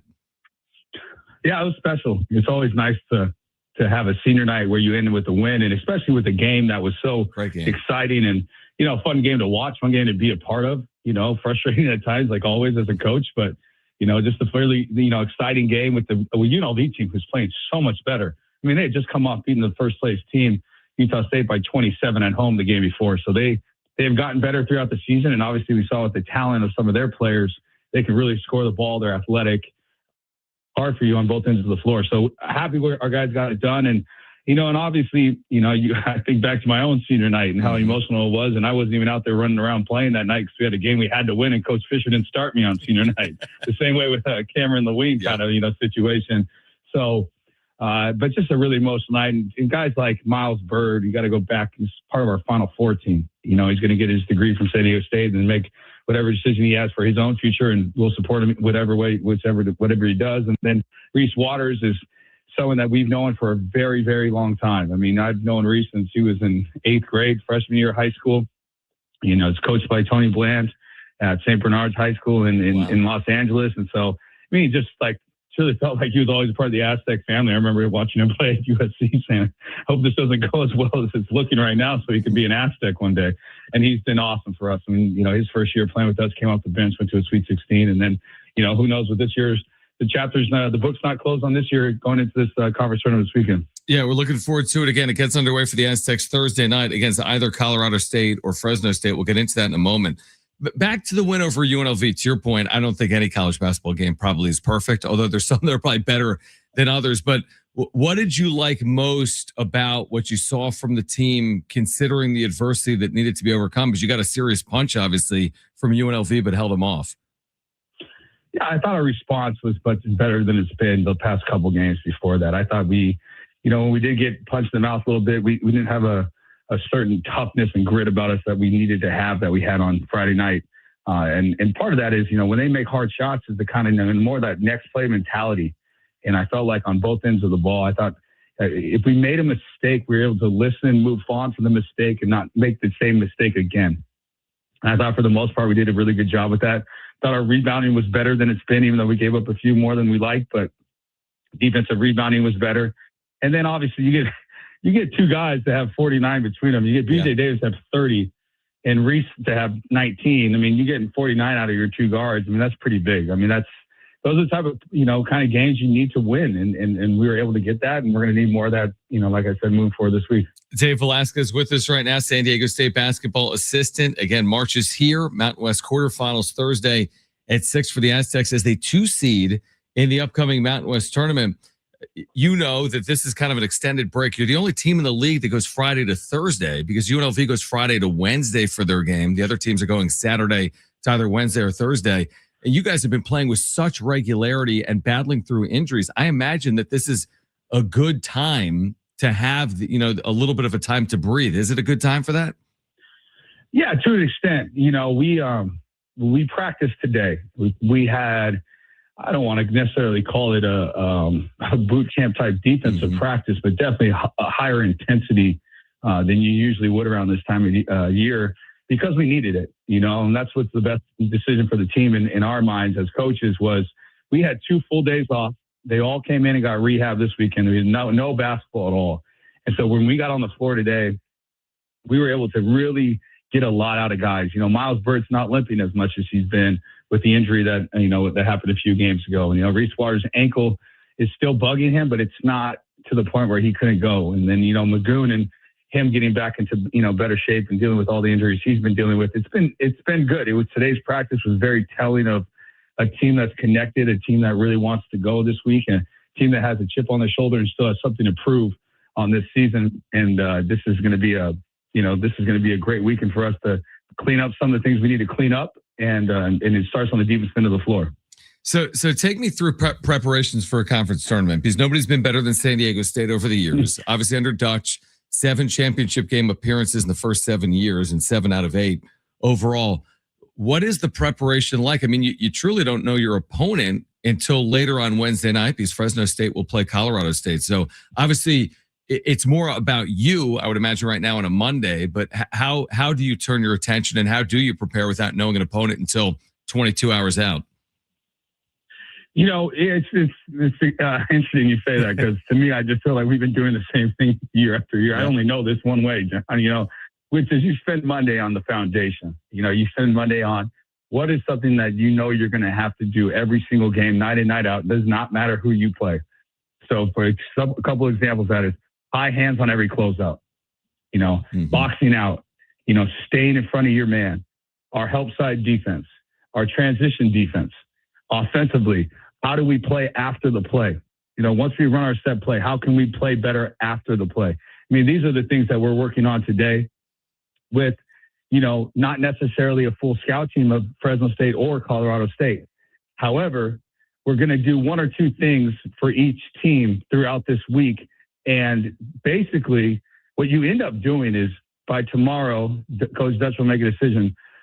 We're going to focus one more on this team over the next, but we're not going to not focus on the other team. Right. And we've been doing it like this forever. And luckily we've chosen right more than wrong on the team that we've been preparing for. And we feel like we were always usually ready on that Thursday night game. So this will be no different this year. And there's definitely some things that are a little unique about each team, and that we'll cover. And it won't be as exhaustive of a scouting report at practice or a focus just on one team. There'll be a little bit of both, with maybe a tad bit more emphasis on the team that Coach Dutcher thinks will win. I find this kind of interesting. Dave Velasquez is with us. Obviously, you're in the business of winning championships and hanging banners. Going into that New Mexico-Utah State game on Saturday, your seeding was hanging in the balance, plus a regular season share. What's interesting is, you don't get the share, you get the higher seed. If you would have gotten the share, you would have been a lower seed. So are you sitting there? I mean, how are you watching it? Like, through what lens are you thinking about that New Mexico-Utah State game? Or is it kind of water under the bridge, whatever happens, happens? You do feel like whatever happens is going to happen, but you'd be lying to think that you didn't want New Mexico to win and you can still put up a banner. And, banners and Viejas are what we play for. I mean, there's just no doubt. You come to San Diego State, it's about banners and rings. And there's a huge piece to me that really wants to win this week, so that the new guys can feel it. The guys that whether it's the 2 freshmen or Jeremiah Odin and Sean Newman, who had their senior night as well, for them to feel what a conference championship feels like. And you get 2 chances at it. You get the regular season and you get the postseason. And, for all of our players to feel the banner in a ring, I think is important. It would have been interesting to see if we would have done that. New Mexico won. Do we do like a practice nut cutting or whatever? But we just sat there, and it is what it is. It was just going to be what it was going to be. And beating Utah State at Utah State is incredibly difficult. And New Mexico put up a great fight. But yeah, I'm not really worried about the season, to be honest with you, too much, John. I mean, it's going to be what it's going to be when it comes to that stuff. So how do you look at just the league right now in terms of what it's been like the last 3 or 4 years? I feel there's some similarities in terms of I want to say probably the last 4 years, people have said, well, there's 6 teams that could win this conference tournament. I think this year, by and large, there's people saying maybe there's 8+ teams that could win this conference tournament. I guess I'm asking about just what you see as parity throughout the league. Like, how do you look at the league heading into the tournament? I think you nailed it. I think this actually is pretty interesting compared to some other years on how many teams as a coach, as a fan, people that really follow this league, especially the ones that are really in it, how many teams either have already picked off one of the top teams. I mean, the league champion had 5 losses. Right. And so that's usually not very common. The second thing is, with some of these teams some of the guys are getting healthy. Like you look over at Grand Canyon, a kid like Caleb Shaw, who's one of their better defenders, he played on Saturday. Right. He played against Fresno State. So it just depends, but the talent in this league is incredible. How many teams have won one game and lost the other, how many times they've split. It's impressive. And then you got a team like UNLV who's on their home floor, who swept the league title. I mean, the champions, the regular season champions, they swept them. Yeah. It's Utah State. So, it is. I think that, it's across the board that anybody can win this week. And we all have to just be ready. It's a really one game at a time. And I know it sounds so cliche, but that's the way we've always approached it. I guess a final one. I remember Miles Bird, I think, was with me post-game. It was either senior night or the game before. And he's like, I still remember last year because I felt kind of bad because Dutch had made a championship game 7 consecutive years. And we lost in the quarterfinal against Boise State. Heading into, and you touched on this a little bit, heading into Thursday, if there's 1 or 2 things you need to do well, just like with that 1-0, one game at a time mentality, what is the thing that will dictate whether you win or lose, other than the points scored, obviously? What is the thing on the floor that will dictate whether you win or lose? I think transition defense, no matter who you play, has got to be better than it's been for us. I think our ability to rebound the ball on both ends, we have to win the rebounding war. And I think we have to get more offensive rebounds. I don't think, this year we've been consistent on our offensive rebounding effort. So even when you get a good shot, and you miss, you got to give yourself a second chance to get another basket, 8 to 10 possessions a game. We've got to have at least, 10 offensive rebounds where we get our misses, because those first shots are hard to score in college basketball. Not a lot of people score in the first shots. First shot defense is really good. It's creating more opportunities for yourself with the second shot and maybe sometimes third shot, and when we do that, we're really good. So those are probably the 2 biggest things. And offensively, the other thing that if you had to say which one thing you'd want to see us, we have to win the foul line. If you look at our losses, especially Boise State and New Mexico, I mean, you got guys shooting 30+ free throws on San Diego State defense. Yep. That ain't really San Diego State defense to me. If we're putting the team in the line 30+ times, and so it's not just the rebounding and the transition defense. It's also our ability to not foul, and then at the same time we have to go get fouled. We have to get to the plate and play off 2 feet and show the ball and use our shot fakes and use our pass fakes. And if we do that, if we can win those rebounds, we can win the free throws. I bet you if you go back and look at our stat sheets, we probably won more than 95% of our games if we're able to just do those 2 things. Final time in the Mountain West tournament for San Diego State, believe it or not, beginning Thursday at the Thomas and Mack against either Colorado State or Fresno State at 6 p.m. And you can hear it right here on 760 if you're not out in Vegas this weekend. But Coach, always appreciate it. I will see you later this week in Las Vegas, and thanks for taking time for us. Thank you for having me. Go Aztecs. Great stuff, as always, from Dave Velasquez, the longtime men's basketball assistant under both Steve Fisher and Brian Dutcher. We're giving away San Diego Zoo Safari Park tickets on the other side. The wrap coming up at 4 p.m. on San Diego Sports 760.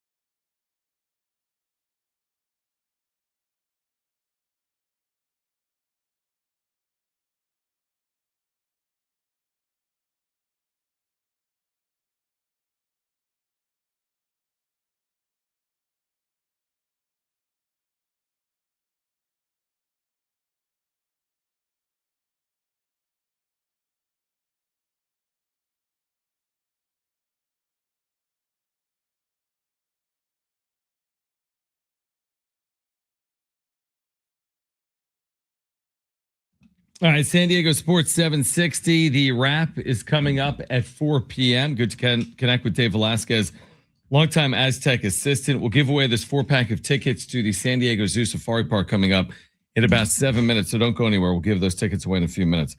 This Tariq Skubal story is odd to me. I've touched on this for like the better part of 2 weeks. So according to Bob Nightingale, he hasn't slept for the better part of 2 nights weighing this decision as to whether he should stay with WBC Team USA or the Team USA team or to go back to spring training with the Tigers. He has elected to go back to spring training with the Tigers. He's made this so much harder than it needed to be. He could have just not appeared for Team USA. No one, it's like nobody would have said anything. On opening day when they play the Padres in San Diego, would anyone have been like Tariq Skubal, who didn't appear for Team USA this spring? No. But now he's almost created the story. You never want to create a story that doesn't exist. He's created this narrative. It's like he's trying to appease both sides, and in the end, he's doing neither. It's like he's not helping Team USA because he pitched against, who did he even pitch against? Great Britain. Okay, great. Who cares? They're going to win if I pitched. And he's not going to pitch again for them, so he's not going to help them in the quarterfinals, the semis, or the championship if they're lucky enough to go that far. And now, like, has it impacted his ability to get ready for opening day, which is 2 weeks out? I don't know the answer to that, but he's made this into this huge to-do that to me felt very unnecessary. Yeah, it's an odd thing because, like, I don't know how many people saw it, but ESPN had an interview, a sit-down interview with him and Paul Skeens the other day, and he's openly talking about how, to everything you just said, he's weighing his decision, should he come back? And yeah, I mean, I'm sure I don't know where I stand on it because it's odd because it was supposed to only make 1 start, which I thought originally was odd because it was like, wait, so he's pitching, but they advanced to the knockout round. You're pitching in that round, not like, if anything, wait till the knockout right. Like, round. I mean, he should have been. Clayton Kershaw should have been able to get through Great Britain. I mean, at this stage in his career, I didn't really understand it, and then all of a sudden he's not going back. This feels like a call from the Detroit Tigers organization going, we're not paying you the money we're paying you to be throwing your arm out before the season even starts, to me. And yeah, it does feel like now it's a story. And now if they don't go win the whole thing and it's because of pitching, Skubal's kind of going to get blamed in a way for it. What do you got, Brent? I was just going to say, I almost called this last week. Remember on Thursday or Friday, I said that once he gets there and pitches and gets around the team and kind of maybe gets them to peer pressure him a little bit into staying for, just one more game or something like that. Because when I saw that on Saturday, I was like, pull one of those Adam Sandler things. I was like, I'm the smartest man alive. Yeah, I mean, it's true. We did touch on this a lot. Like, this is what Skubal said. I didn't expect these type of emotions to run through my brain or my thoughts to differ. I was committed to making a start and getting back to camp. Things have changed, obviously. I'm going to have some conversations and try to figure out a plan. And then he said he didn't sleep for 2 days thinking about what to do here. I'm like, you put yourself in this spot. It's like one of those classic, like, this is on you, bud. Like, it's admirable that you wanted to pitch for Team USA, but you either pitch for them or you don't. Like, all the other players are there for the whole time. Like Tatis wasn't like, hey, I'll play for you Dominican for a week. He said, I'm on the team. Yeah, it's just odd to begin with. And I'm sure the Tigers are kind of pissed too, because if you look at the Tigers, they're going to get, because he's kind of inferring in a weird way that he as trying to make a plan to stay, and then all of a sudden he can't stay. Who's the only people that have a vested interest in making sure Skubal doesn't stay on the USA team? The Detroit Tigers, because they have their own interest about their ace pitcher not burning his arm out in the quick ramp up and then the ramp down. Then all of a sudden he's opening day here at Petco Park. So yeah, it feels like a bad look for Skubal, not a great look for the Tigers, and just a weird kind of side storyline that, to your point, it's like odd. This wasn't a story, and he found a way to make it a story to where now it seems like a problem. Again, it remains one of the true knocks of the WBC is there's no great time to play it. And there's all these factors at play in just putting the teams together. Like, these teams have some of the best players in baseball, but not all of them. And there's all these factors at play. And I don't know when to play it. Do you play it in July and, over All-Star break, make it 2 weeks, and now you're in season and do it? You do it in November at the end of a major league season. There's no perfect time to do it. And that includes right now. But there's felt always like a February should have been before spring training and after the Super Bowl would have been a great time to do that. But there's like always like for me, it's like there's a caveat or an asterisk when it comes to something like this because it's like, wait, who was playing? What were the rules? What were the motivations? Who was available? Who wasn't available? I think we've kind of gotten past that point because by and large, the best players in the game want to play in the WBC. I think they had to be nudged along like 10 years ago, where now you're getting, I mean, the best of the best, obviously, Paul Skeens, Tariq Skubal, Shohei Ohtani. I mean, these are some of the best players in the world playing for their nations. So I do respect that, but I always think back to like, is there really a good time to do it? The baseball season is so damn long. Yeah, it's all year. But, they go from February 1st to November 1st and then train in the offseason.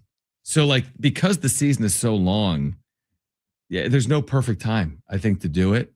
And yeah, it's just a weird story. I mean, we followed it from day one, the Skubal story. And if I'll say this now, if the U.S. doesn't win it and like whomever gets roughed up is like, well, where are you? They're going to look. Skubal? Yeah. Yeah, because I mean the whole basis of Team USA is that you have two of the best pitchers in the world, and Skeens and Skubal going for you. And who's going to beat that? It's going to take a Dominican Republic. It's going to take a Japan, a team like that. Maybe in Mexico. We'll see tonight. It is just odd. It just. And we talk about Magic City PR. I mean, this is not bad PR. It's different. This is different. It's just like a weird PR for again, Skubal, the Tigers, the WBC, and Major League Baseball. It's an odd situation that is going to be an issue if they lose. And to your point, it's due to pitching. It's going to come up about Skubal. Yeah, exactly. What if you don't even get to What if you don't get to Skeens again? Like I don't know what the rotation is, but it's like. You could use Skubal to get to a championship game. Shoot, you could use him in a championship game. Yeah. But if you go Skeens and Skubal all the way through. If you don't make a championship game and you didn't have Tariq Skubal, guess what? That's probably a big reason why you didn't make a championship game. All right, we're going to get to, are you sticking around for the wrap or are you out of here? I would love to stick for the wrap, but I don't want to interrupt your guys' segment. You're going to stick around for the wrap. Sammy's going to stick around for one more segment. The wrap is on the other side. If you missed Dave Velasquez earlier, you'll hear our conversation as the Aztecs get ready for the Mountain West tournament. You'll hear that coming up in the 5 o'clock hour. But call right now. I did promise you a 4-pack of tickets to the San Diego Zoo Safari Park. Call right now if you want those free tickets. The number to call, 877-767-4760. Caller 5. You have 4 free tickets to the San Diego Zoo Safari Park. 877-767-4760. Call right now. Caller 5. You've got those 4 tickets. The new Elephant Valley at the San Diego Zoo Safari Park lets you get up close and roam with the largest land animals on Earth. The elephants aren't the only ones who will never forget Elephant Valley. Now open. The wrap coming up next on San Diego Sports 760.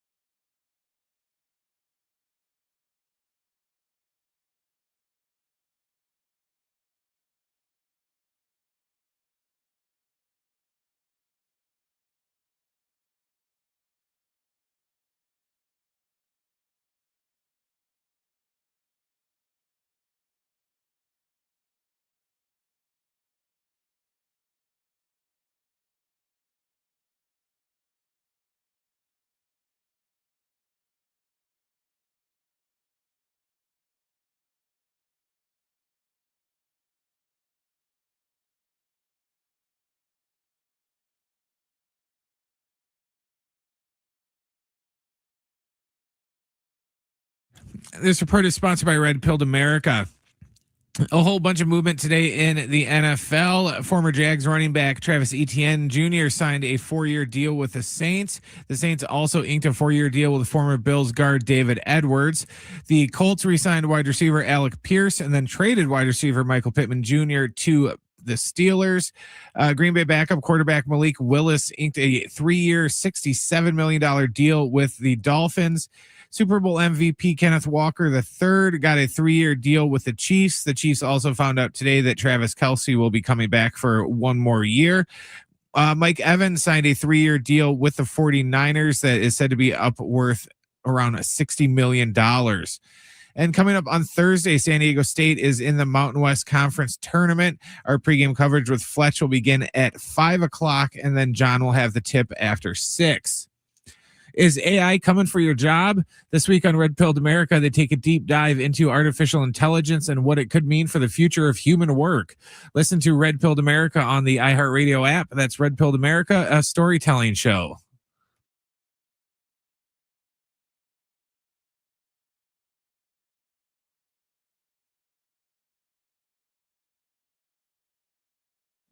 All right, San Diego Sports 760, hour 3, with you until 6 p.m. Dave Velasquez, Aztec men's basketball assistant. If you missed our conversation, you'll hear it coming up at 5:30. Again, we've got Aztec hoops for you on Thursday night.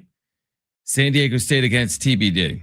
Currently, it'll be either Colorado State or Fresno State Thursday at 6 p.m. Thomas and Mack, Las Vegas, Nevada. A final time for the Aztecs in the Mountain West Conference Tournament, like final time ever for the Aztecs in the Mountain West Conference Tournament that's coming up again this week. And they basically need to win the tournament to get to the NCAA tournament, is what most people believe. You never know. It's a committee. There's sometimes a surprise. You could be the surprise. Certainly they would need to get to a championship game, even to be a surprise. But no, if you're getting to the championship game, just win the championship at that point to secure your seat. Yeah, and it feels like, yeah, it's so funny if you look at the Mountain West from a fan's perspective and then even like a gambling perspective. Not that we're gambling on it, but it's to Miles Bird's point of that don't bet on the Mountain West. It is such, I've equated this to the former Pac-12 in football. I said this on the show last week. It felt a lot like every year the Pac-12 could never get a team to the 4 college football playoff. And it was because USC and UCLA and Arizona State and Arizona, they just beat each other up. And no one was good enough to be in the top 4, but they were good enough to where they could play spoiler for a lot of teams. And Oregon was the only team that could get in. It feels like a lot of that to me this year in the Mountain West. I give the Aztecs as good a shot as of any, just in terms of talent, to win the tournament. But it is kind of just, it's whoever's hot. I mean, it really is. It's hard to count on 3 straight games. But they could certainly do it. Yeah, it's like going to a craps table. Like, yeah, the odds suggest any of the numbers could come up. What are you rolling? 2 dice? I don't know craps. 2 dice, yeah. So yeah, whatever the odds suggest, I don't know if it's 1 die or 2 dice, but the odds suggest any of the numbers can come up. But that doesn't give you the greatest chance of that number popping up. Yeah, because yeah, if you have as good of a chance as 7 other teams, so that's only a 12.5% chance. You know, so I agree with you where they are going to have as good of a shot as anyone else, but it's not like just a coin flip. It's not just you and one other team. Basically, you have 3 potential coin flips to go through to win the conference championship. I would guess they'll be favored in their quarterfinal game, whether it's Colorado State or certainly they'll be favored over Fresno State. Even against Colorado State, I think they'd be a slim favorite. But again, it's hard to win 3 straight games as a 3-point favorite. And that's the wild card. If a Fresno State, not to take them lightly if they were, but could the Aztecs catch a break there? Obviously, you look at Colorado State on paper as a harder matchup. And we talked about the rest earlier. The Aztecs have a massive rest advantage right now, considering they played on Friday night and won't be playing, till later this week, till Thursday. But then it really is Thursday, Friday, and the quick turnaround on Saturday. It's going to be fun to watch. All right, we kept you here for the wrap, so let's get to it. It's time for the wrap. Presented by Sombrero Mexican Food. Check out their website at sombreromex.com. Is San Diego FC the best team in MLS? 3-0 now. Yeah, I mean, talking to Tyler Heaps, the sporting director, last week, I thought what was kind of crazy about this team, and again, I'm not going to pretend like I'm some soccer X's and O's guys breaking everything down, but to go from last year where scoring was a problem early on. That was kind of a thing when they beat LAFC, they beat LA Galaxy, had a couple early wins. it felt like they were really just kind of putting their back line tight and trying to make these games close. And the fact that I believe they outscored their opposition in these 3 games 8-0. Yeah, so sounds right. I mean, it's amazing to go from Milan Olaski not being here, Chucky Lozano, not being here, and it feels like whoever SCFC is kind of thrown up there has adapted to the offense that Mikey Varas has wanted to throw out there. So yeah, why not? I mean, that is kind of insane that in 3 matches they haven't allowed a goal, and they're 3-0, and they just took to the road and won. And their next MLS match is against Dallas at home. I mean, the thing is, when you get off to a good start, you have all this cushion. It's a lot in a league where half the teams are making the postseason. It's like in the NBA. Once you get off to a good start, you're not worried about whether you're going to make the playoffs or not. You're basically worried about peaking at the right time. Exactly. When you do that in a league like the NBA. So yeah, it's hard to argue that they're not the best team in Major League Soccer. Coming off last year, they're tied with a couple of teams with 9 points right now in the league. But yeah, 3-0 is a great start for SDFC. Next question. Do you like San Diego State's Mountain West tournament draw? I do. I know we got into it a lot today, but simply because, I mean, Colorado State, yes. I don't want to overlook them because they did just whoop up on the Aztecs a couple weeks ago. I really take that game a little bit with a grain of salt because they were coming off that tough loss to Grand Canyon. Feels like the team felt like they knew their at-large chances were probably, taking a turn for the worse. I like the Grand Canyons on the other side of the bracket. That team certainly kind of has San Diego State's number. And even if they end up playing New Mexico in round 2, you feel like that's a game the Aztecs have played well against New Mexico so far this year. So I'd like on this side of the bracket where they're at. But then again, as we were just saying, it does feel like any team can win this thing. So kind of buyer beware. Yeah, I would agree with that. I prefer this draw to some of the other possible draws is my point. I don't think any of them are easy. Unless someone told you, oh, wow, you're opening with Air Force. Something ridiculous like that where you almost have like just a free gimme game. It's not happening. They're not playing Air Force. But outside of an Air Force, you could argue maybe a San Jose State, but even they've threatened some people. They beat Nevada recently at home. So the point is it's going to be challenging. I think considering what it could have been, you would take this path. Doesn't mean it's going to be easy. Doesn't mean they win Thursday night. But if they do win Thursday night, all of a sudden they've got some momentum. They're 2 wins away from getting to the NCAA tournament. So I'm fascinated to see how it plays out, and I'm looking forward to Thursday night. Next question. Would you guys call Team Mexico versus Team USA a WBC rivalry? That's a good question. Benji Gill said it was like one of the great rivalries in sports. But I don't know if he's a head coach or manager when it comes to WBC, but whatever. Their manager called it one of the great rivalries. Doesn't that kind of, though, go back to soccer? And that's like USA Mexico, I know is obviously a massive rivalry in soccer. In baseball, yeah, I guess, but I feel like US Japan would be the bigger rivalry or the bigger matchup than USA Mexico just because of the close proximity, I guess. But I think in terms of star power, I think USA Japan would be much bigger. Yeah, I'll be honest with you. I never once thought about Team USA, Team Mexico as some massive WBC matchup. Now I could see it. It makes sense. This will be in Houston. So I understand it, and it's a great opportunity certainly for Mexico against Team USA. But it's also pool play where it's like, okay, you could lose this and still win the tournament potentially as well. But I think there's a good amount of intrigue in general with this game. I think there'll be a lot of viewership. Mexico, US, and that's coming up, I think, in an hour tonight in the WBC. Next question. What's been the biggest NFL free agency move today? Ooh. Well, I don't want to just go with the homer pick. I genuinely think Kenneth Walker to the Chiefs is a really big deal because the Chiefs have sorely been missing a running back. It's a homer pick. It's a homer pick. I'm going to go with a different pick, though. Tyler Linderbaum going to the Raiders, the center. Yeah, touched on this earlier. So maybe off air. But yeah. You saw what happened when Justin Herbert didn't have a center last year. Bradley Bozeman ranked 40 out of 40th last year in terms of center play. And even though their tackles were hurt, Herbert was getting harassed left and right.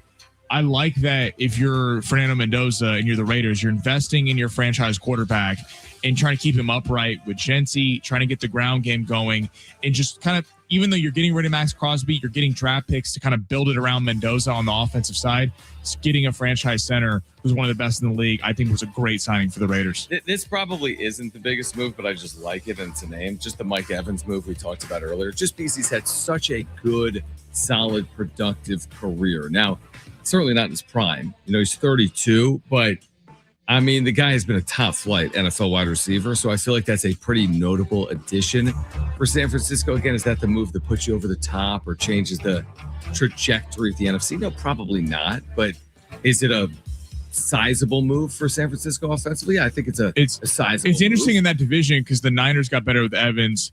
The Rams got better with McDuffie and Watson and players. And then the Seahawks are losing Walker, Mafe. They just re-signed Rashid Shaheed. Yeah. Like, they're losing some guys. I'm not saying that the Seahawks are completely falling back, but that division should be competitive once again. Yeah, sometimes I feel like we do this in sports. We see all the movement of free agency, and we like to believe the balance of power shifts when actually it doesn't. It's a good point. All this stuff happens, but at the end of the day, I'm thinking about ownership, front office, head coach, quarterback. You can go sign an edge rusher. Maybe it's a missing piece for a team that lost in the AFC title game, because they needed an edge rusher. You can go out and sign a running back, and that's a missing piece. But you make 5 or 6 big additions. It's like we do it in baseball. It's like you can win off seasons. You can win trade deadlines. That doesn't necessarily equate on field. It can. It absolutely can. But I don't think, correct me if I'm wrong, I don't think balance of power typically changes in a sport like the NFL because of free agency.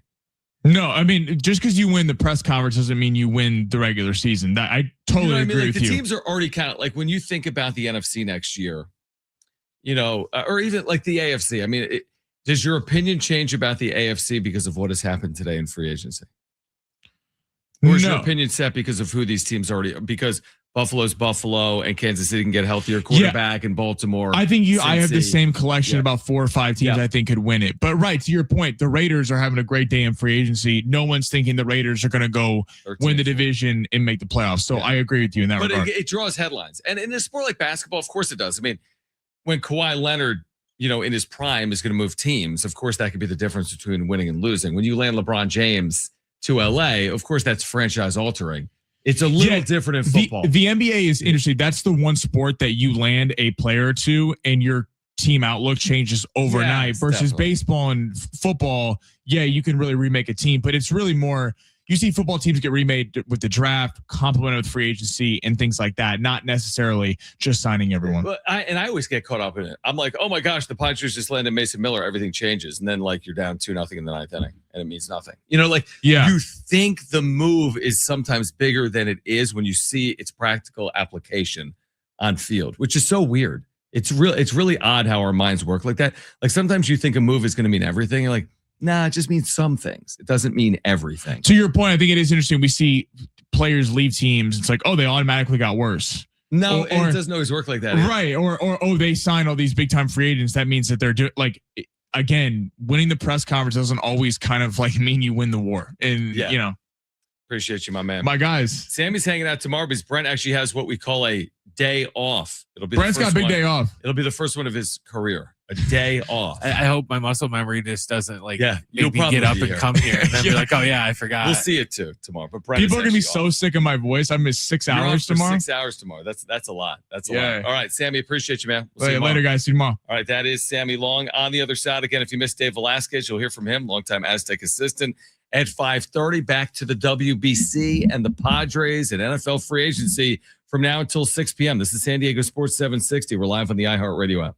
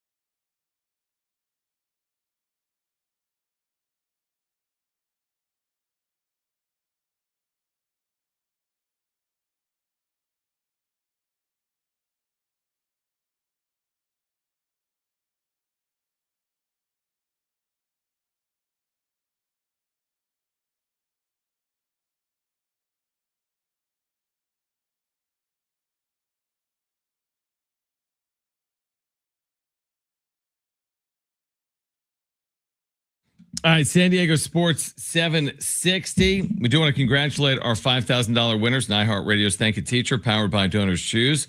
There's still time for you to nominate a public school teacher making a difference. And now Donors Choose will match up to $150,000 in listener donations. You can go to iHeartRadio.com/teacher and enter the code Thank You Teacher, and they will match any donation up to $200. Help us say thank you to the educators shaping our future now at iHeartRadio.com/teachers. That's iHeartRadio.com/teachers. We started today's show talking about what is mild arm fatigue. That's how it's being labeled by the Padres for arguably their ace, Nick Pivetta, who, of course, last year had just a marquee breakout year in his first year of a 4-year deal with San Diego. Last year, Nick Pivetta had a 2.87 ERA, one of the best starters in the National League. A whip, walks and hits over innings, under 1. 13-5 with a 2.87 ERA. And what we found out within the last 48 hours is he's experiencing, again,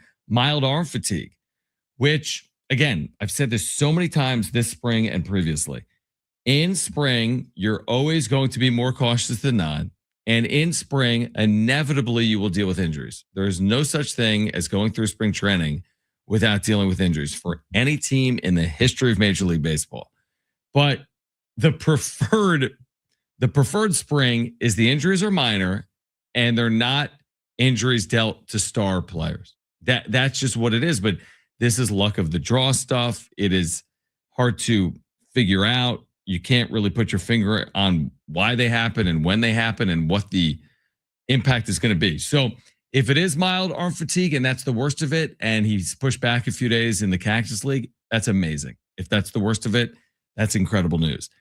But if there's more there and mild arm fatigue becomes something more than that, and being pushed back a few days becomes more than that, or your velocity goes down and all of a sudden opening day would become jeopardized, that's when it becomes concerning. It's just, unlike position players, Brent, anytime there's an injury related to an arm with a pitcher that is publicized, it's concerning because you don't know what it ultimately means. And that's why I'm concerned, because anytime it's an arm injury with a pitcher, I'm concerned. And this is Nick Pivetta. So I have a level of concern as a result of that.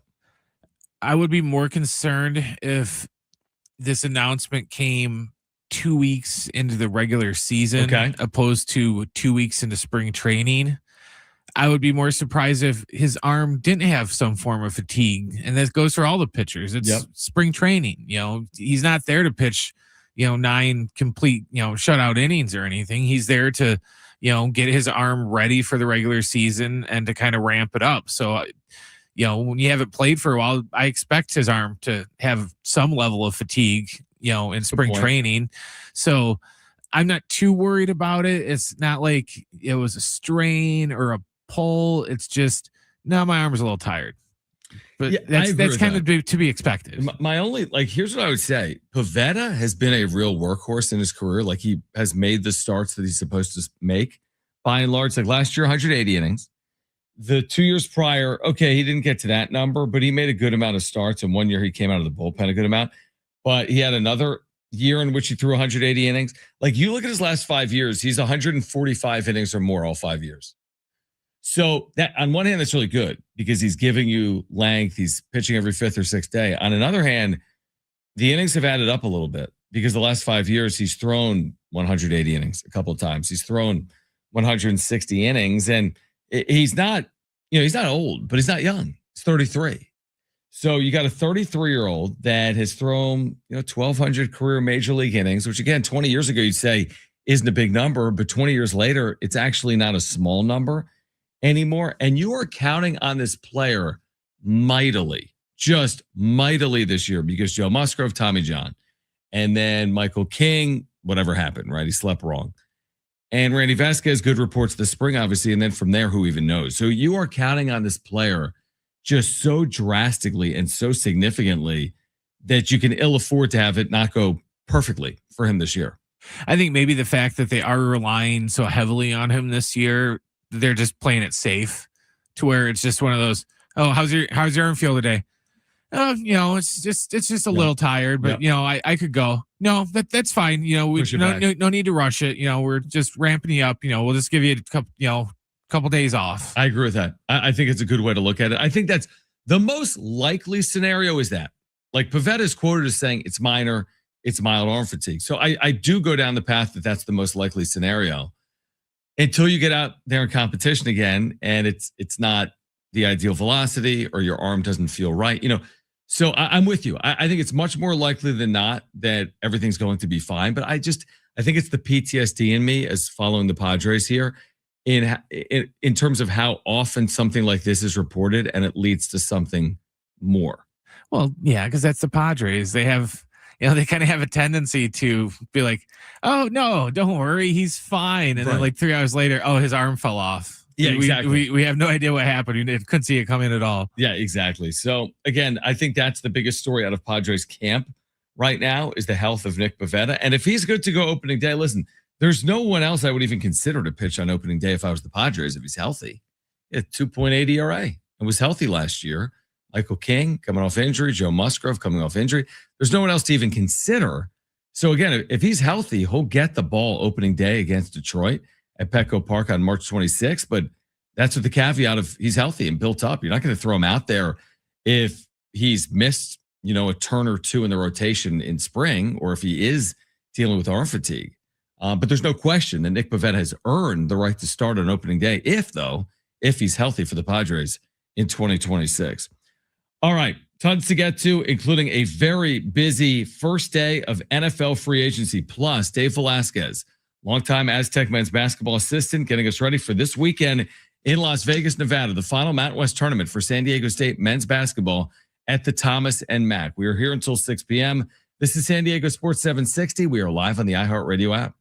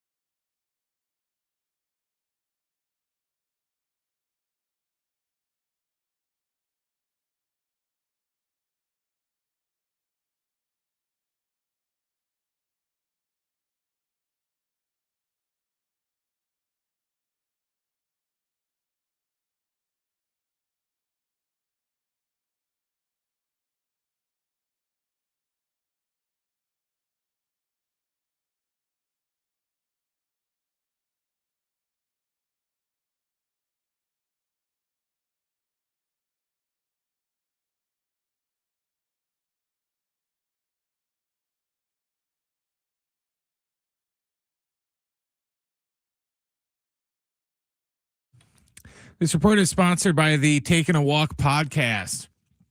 We had a busy day in NFL free agency today.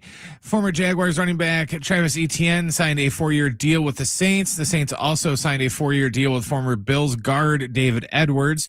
The Colts re-signed wide receiver Alec Pierce and then traded wide receiver Michael Pittman Jr. to the Steelers. Green Bay lost their backup quarterback Malik Willis to a 3-year deal worth $67 million to the Dolphins. Super Bowl MVP Kenneth Walker III is getting a 3-year deal worth $43 million with 28 guaranteed from the Chiefs. The Chiefs also found out today that Travis Kelce will be returning for 1 more year. And wide receiver Mike Evans signed a 3-year deal with the Niners worth up to $60 million. Starting Thursday, the Aztecs are in the Mountain West Conference tournament. Pre-game coverage with Fletch will begin at 5 o'clock, and then John will have the tip after 6. Step into the world of music with Buzz Knight's Taking a Walk podcast. Each week, Buzz brings you up-close conversations with new and legendary musicians for one of the best music interview podcasts. Listen to Taking a Walk podcast on the iHeartRadio app or wherever you get your podcasts.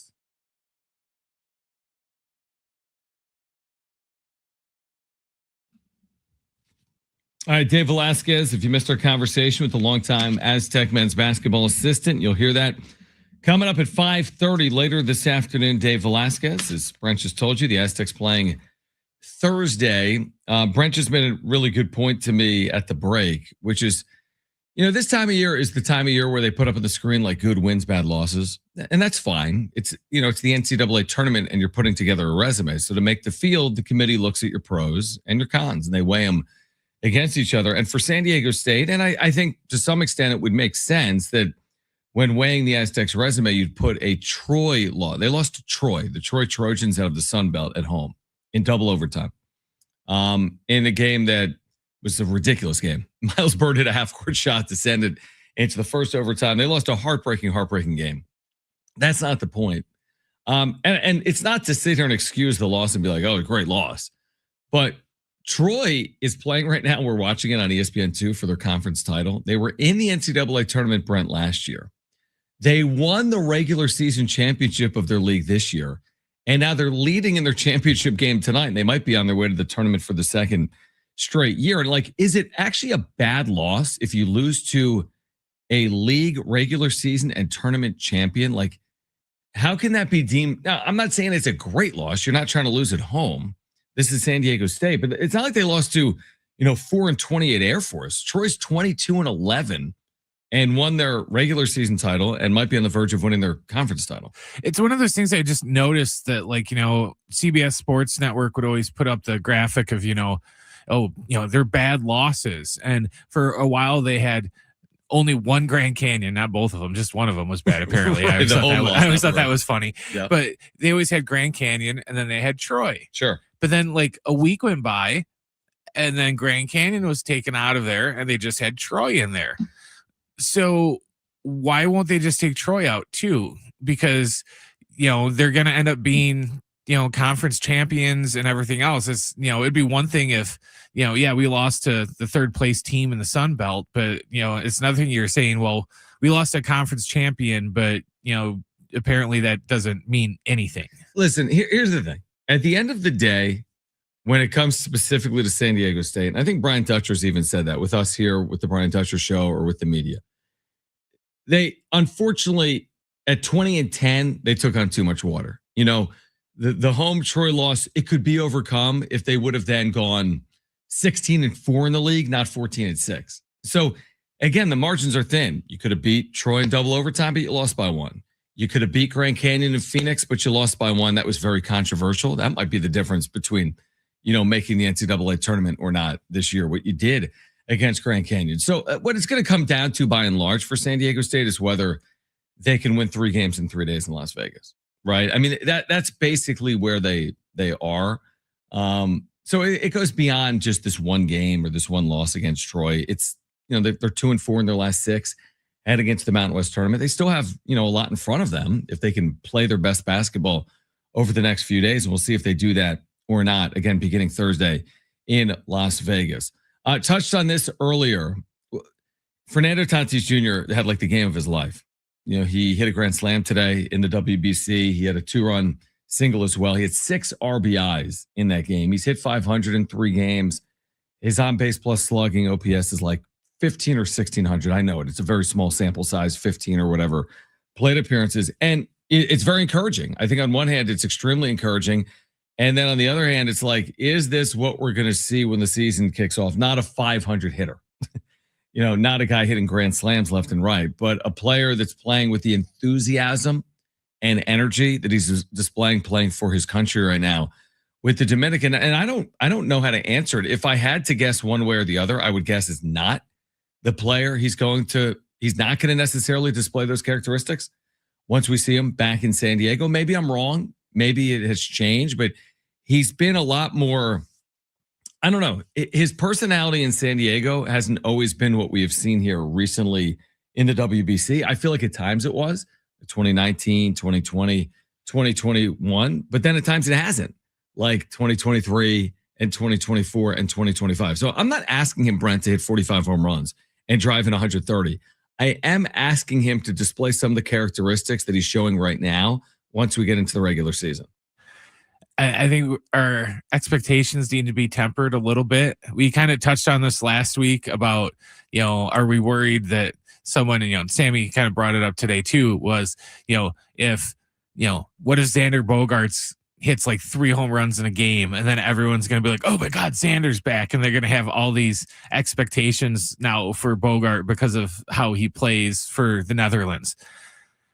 I don't want to get too high or too low based on how anybody plays in the WBC, just because I don't want to be like, oh, Fernando's back. He's going to hit 40 home runs this year and, everything else. I don't know if it's just, it's a higher level, obviously, of competition than spring training. That's like a no-brainer. No doubt. Yeah. But still, I don't want to just, base my whole year's expectations on 5 games against Great Britain, Italy, and and they're all trying really hard because they all want to win the WBC. If he was still in Peoria or spring training, then he probably won't be trying that hard because it's spring training and there's no point to it. So as long as he has the same smile and level of enthusiasm on opening day that he does playing for, the Dominican, then I'll be happy. But yeah, I don't want to get too high or too low on what anybody does. Even with Manny, did you see Manny had those great defensive plays? Great plays. He didn't do a lot of that last year. People kind of started to knock his defense for like the first time in his whole career last year. So, but even with that, I wasn't like, oh, Manny's back. Just give him that platinum glove, just because it's too early, and I don't want to get too high or too low on anything that they're doing. I don't know what the bracket possibilities are, Brent. Like if Team USA could play the Dominican in the quarters or the semis or the final, I have no idea. Maybe someone does, and they can let us know. 70470 started with the word team or in our chat. But it would be interesting in terms of like, what are you rooting for if that plays out? Not in terms of who wins, but like, are you actively rooting against Fernando Tatis Jr. and Manny Machado if they take on Team USA? I wouldn't be personally, but I'm not as motivated by the result of this as maybe some others. Like I'm all for Tatis having a good game against Team USA. I have no problem with it. None whatsoever. I'm all for Manny Machado having a big game against Team USA. No issue with it whatsoever. Do other people feel the same way? Or are you like so gung ho? It's like Team USA or bust. Again, I look at baseball through the lens of a team, and I don't see baseball as like I don't see it from like a national team perspective. That's never how I've watched baseball. I didn't grow up watching baseball from like a national team perspective. Like, Bryce Harper, you saw what Bryce Harper said this weekend. Like, hey, the WBC is great, but it doesn't hold a candle to the Olympics. I think to myself, well, what are you talking about? The Olympics doesn't even use major leaguers. The Olympics haven't even had baseball every Olympic Games. We've discussed that. But like, I don't look at baseball through the lens of like, oh, the United States is better than Japan. That's never how I've looked at it. Even in this era of like WBC. Maybe we'll have an Olympic Games with major leaguers in 2028 in LA. I much prefer my local team as opposed to my nation winning in baseball. I've never looked at baseball like a sport where nationally we need to be relevant. I mean, it was invented here. I don't look at it like it's some indictment on the nation. If the Dominican in a one-off game, it's one game, in some semifinal game, the U.S. loses 9-6 because Tariq Skubal doesn't pitch. I think that to me is not indicative of like, well, clearly Dominican baseball is better than American baseball. No, that's not necessarily the case. It's one random game. And then secondarily, I'm okay with it if at the end of the day, I can still go back and watch my team and everyone on my team can be healthy. I'd much prefer the Padres beating the Dodgers than Team USA beating Team Dominican Republic. It's not even close for me. I don't even think I can't even put them on the same scale, truthfully.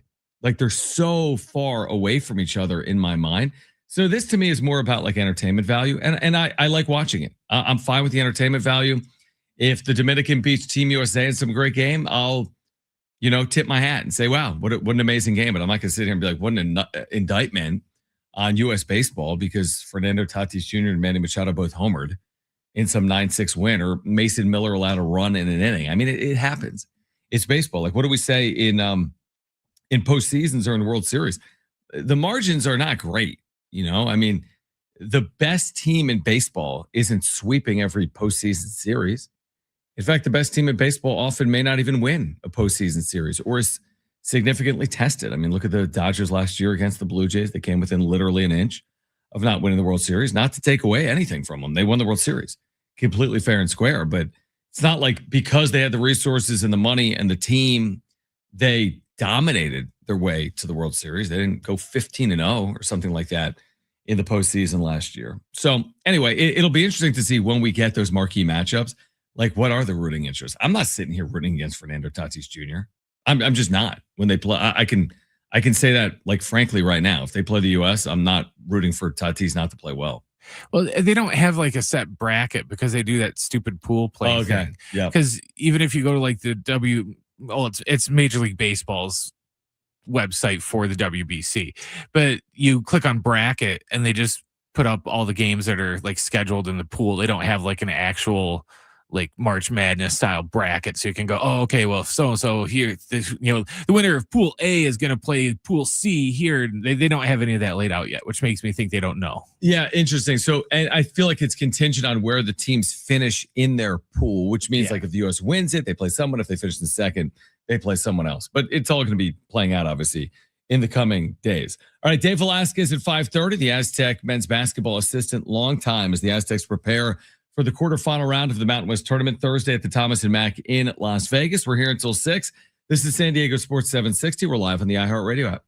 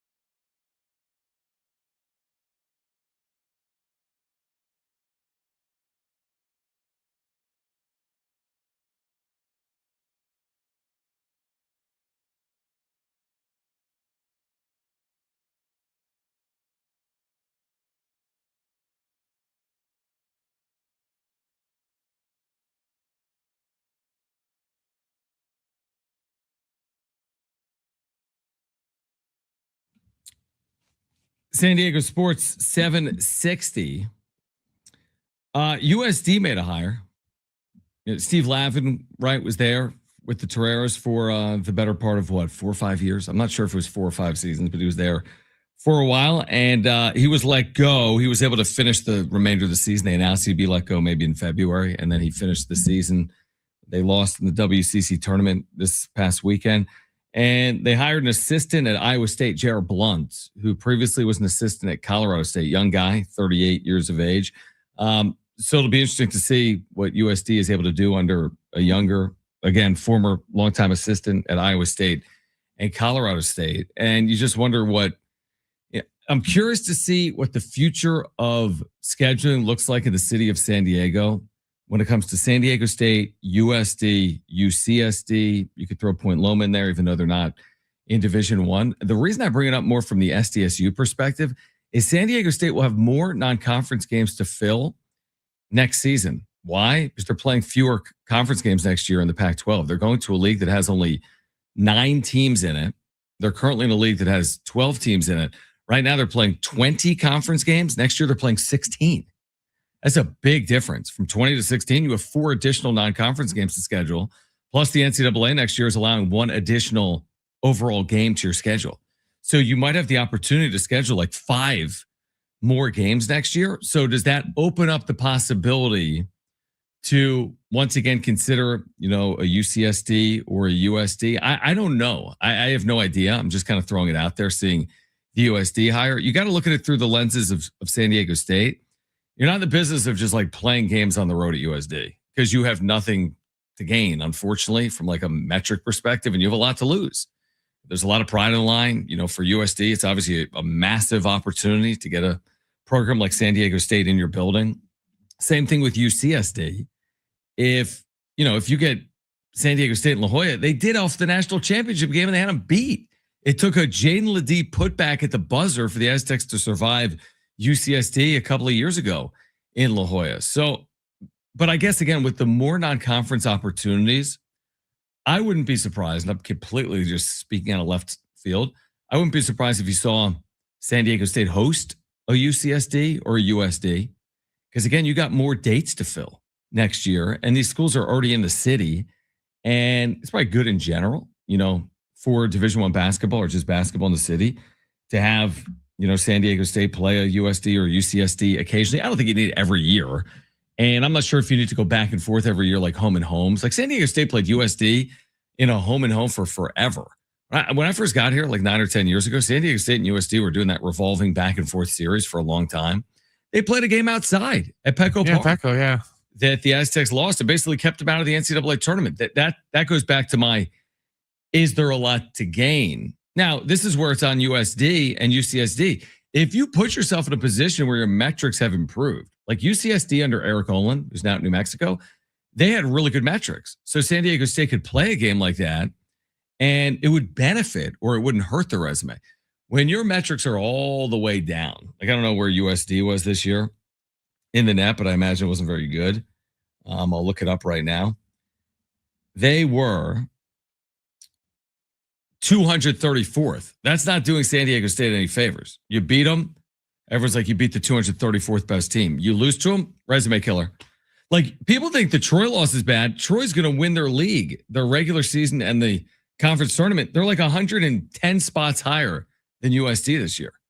Now, maybe under their new head coach, the program, profile rises and their metrics improve, and all of a sudden you're more willing to consider scheduling a game like USD. But again, college basketball is predicated a lot on the metrics and all of that. But it'll be interesting to see what San Diego State does from a scheduling perspective moving forward, again, because again, the Aztecs just have more games to schedule beginning in next season in the Pac-12, because this is the last year. I mean, when you think about San Diego State, by the way, in the Mountain West, like all their time going back 25 plus years, like 99 on, all the sports, this is basically the end of the era this week, because you're not really, I think most fans aren't looking at it through like, hey, well, softball's still playing or baseball's still playing or other spring sports. Of course, that's still going on. And that is relevant, obviously, for the student athletes and universities. But from like the big picture revenue sports, a lot of Aztec fans are going to look at the Mountain West tournament as like the turning of a page or the end of an era. Like, this is it. We just had football. Now we've got men's basketball. And beyond that, San Diego State's going to be in the Pac-12 next year. Well, and then it's for the better. I don't know if you saw this text that came in earlier. I haven't seen the text line at all. I'll read it. He kind of brought up why it's time and why it's a good thing. This from 760 said, this past Saturday, with the huge matchup of New Mexico at Utah State not being on broadcast TV, is exactly why the Aztecs had to leave the Mountain West Conference.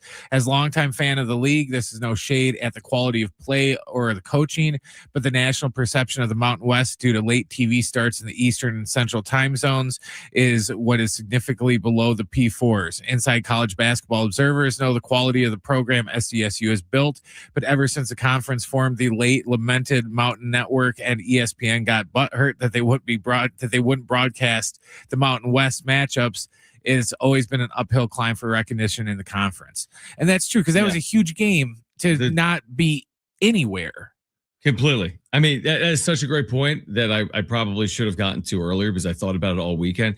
You have the Mountain West regular season title on the line Saturday in Logan, Utah, between New Mexico and Utah State.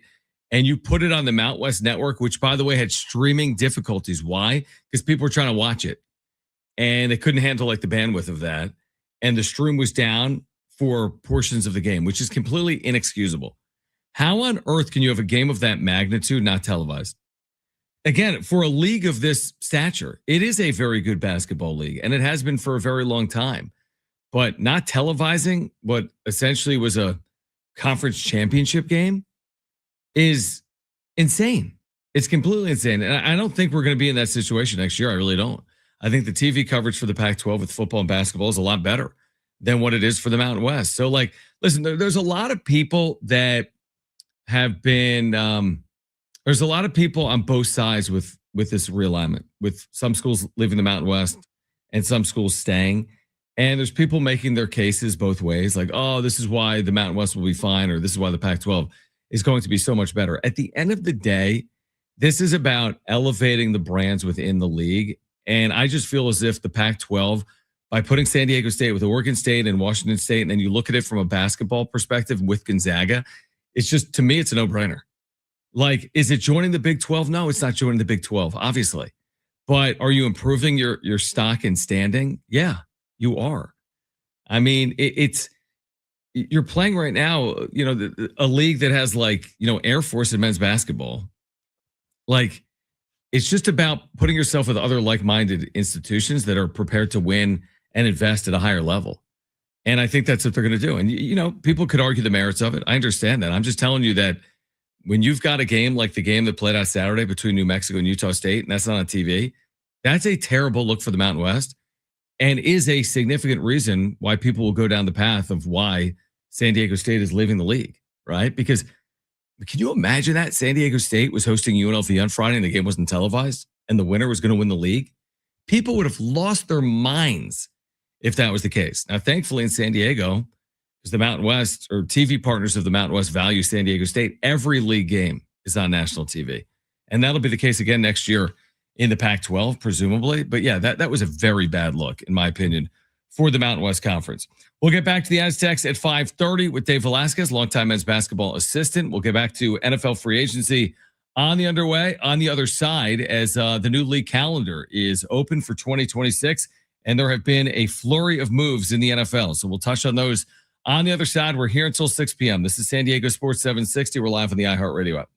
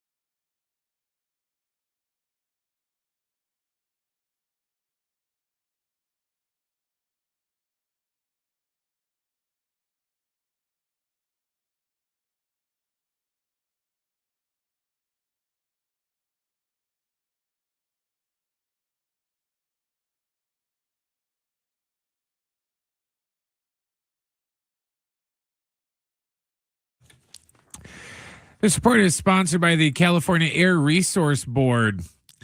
As expected, it was a very busy day in NFL free agency today. Former Jags running back Travis Etienne Jr. signed a 4-year deal with the Saints. The Saints also signed a 4-year deal with former Bills guard David Edwards. The Colts re-signed wide receiver Alec Pierce and then traded wide receiver Michael Pittman Jr. to the Steelers.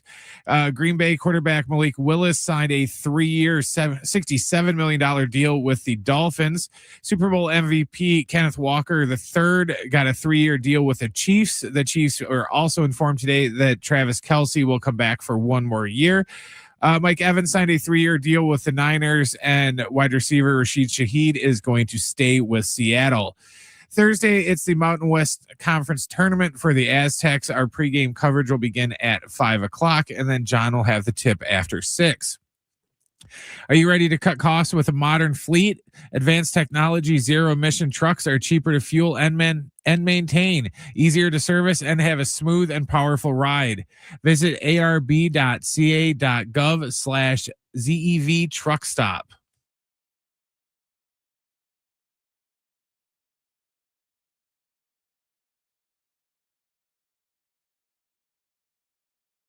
All right, final hour here on San Diego Sports 760. If you missed our conversation with Aztec men's basketball assistant Dave Velasquez, you'll hear that coming up at 5:30. We're going to get back to NFL free agency momentarily. How about this in terms of like the madness of March, Brent, on a local scale? You have San Diego State's women's team under Stacey Terry Hudson. They go 19-1 in the regular season. I think they were 27-1 in their last 28 Mountain West games. They were upset in the quarterfinals yesterday by Air Force in Las Vegas, which means their chances of making the NCAA tournament are probably pretty slim because the Mountain West, I think, for the last 15 years has been a 1-bid league in women's basketball. But that's all you need to know about tournament style play, that truly anything can happen. San Diego State, I think their average margin of victory against Air Force this year in women's basketball is 19, and they lost yesterday in Las Vegas in the quarterfinals. So the agony and the ecstasy, right? The good and the bad of it. Stacey Terry Hudson's team has had an amazing year, maybe 25-5, something right around that. Certainly will be playing in the postseason. We'll see if they can sneak into the NCAA tournament or not. You mentioned Travis Kelce, Brent, who's going to be back to the Chiefs on a 1-year deal for what will be his 14th year in the NFL. I remember this is a bit of a deja vu all over conversation with Travis Kelce. Nobody is questioning his credentials and even his abilities, but part of me does wonder as to why you return. I mean, you're already a Hall of Famer. You already could get unlimited money in television. You already have your future kind of set off the field. And I respect it because, I mean, this is who you are. You spent 14 years in the league and you're going to go down as one of the best in the history of the league. I've asked this before. It's like, is there something that you need to prove? And I think I would say, well, he's already proved everything he needs to. So I wonder what is the true motivation? Just because one last dance with Patrick Mahomes being healthy and get in and see if we can get one more under our belts? I think it's an easy question. I don't think he wants to go out like that. By his standards, he had a subpar year last year. You know, he dropped a lot of, no, not a lot, but for him, he dropped a lot of balls last year. Mm-hmm. You know, he got called out a few times later in the season for not necessarily not running the right routes, but not being where he was supposed to be on some plays when they thought he should have been there. So I just don't think a player of his standards and high caliber just wants to go out on a year that lots of people considered his worst year. So I think, and I kind of secretly, and you know, this is obviously just me speculating because I have no clue, but I kind of think that he's going to go out with Andy Reid. I kind of feel like, you know, Andy Reid's probably only got maybe a year or two left. And I kind of feel like maybe him and Andy Reid will, you know, ride off into the proverbial sunset together, maybe. It's interesting you say that. So Andy Reid is 67, and I've speculated, I feel like others feel the same way, that he would be trying to hold on to become the winningest head coach in NFL history, right? Passing Don Shula. I don't know where he is in that quest because Andy Reid's approaching 300 career wins. I want to say Shula is over that number, but right? He's got to be top 5 winningest head coach in NFL history right now. Andy Reid. So how many more years would it take for him to become the winningest? He right now is number 4 with 279. Shula's got 328. So that's a lot. I mean, that's 5 years, Brent. I mean, that's basically At 5 least 10-win seasons, which again, with the expanded schedules with the 17 games, you could do that. You could average 10-7 for 4 and 5 years. But yeah, that's another good point. Like what I just said about Kelsey, like if you're Andy Reid, what are you doing it for? And I get it. You don't want to go out like that last year, but like all these legacies are secure, man. Like Andy Reid, can you enhance your resume? Yeah, I guess you could become the winningest coach in NFL history. You can win more Super Bowls. Same thing with Travis Kelsey. You can catch more balls. You can catch more touchdowns. You can win more rings. Does it really change the story? Kelsey's going to be remembered as one of the best tight ends. Andy Reid's going to be remembered as one of the best coaches. Regardless of really what they do in 2026. I think maybe Reid just wants that 300 victories. Maybe 300. That would be about 2 years off. Because even then he'll be, one of only 4 coaches in, history to have 300 wins. What's the list? Belichick's at 302. Hallis is at 318, and then Shula's got 328. And there's really, let's see, the next active coach. The next active coach on the list is Mike Tomlin at 193. Wow. So, and he's not going to hit 300. So, he would probably be the last coach to hit 300, even though I shouldn't say that because, McVay's still super young. He's probably going to coach for another 20 years. So he theoretically could do it, but yeah, he'd probably be the last one in a long time. I do wonder if Kansas City next year is right back to being Kansas City or not. It's not like it was going perfectly when Patrick Mahomes was healthy. I mean, they were mired in a terrible year by their standards basically all year. Even with Mahomes healthy, they were by and large on the outside looking in. What's going to be the big, what's the big change? Now they addressed the running game earlier today, Kenneth Walker. That's significant. We talked about it earlier. Presumably Patrick Mahomes back healthy. That's obviously massive. Although again, he was healthy and they were underachieving this year. You have Andy Reid back. You have Travis Kelsey back. Their offense really struggled last year. How much different are they going to look in 2026? I think the Kenneth Walker deal is going to be huge. Mm-hmm. Sammy brought it up earlier that, they only had one run of 20 plus yards last year, and it was by, freaking Mahomes.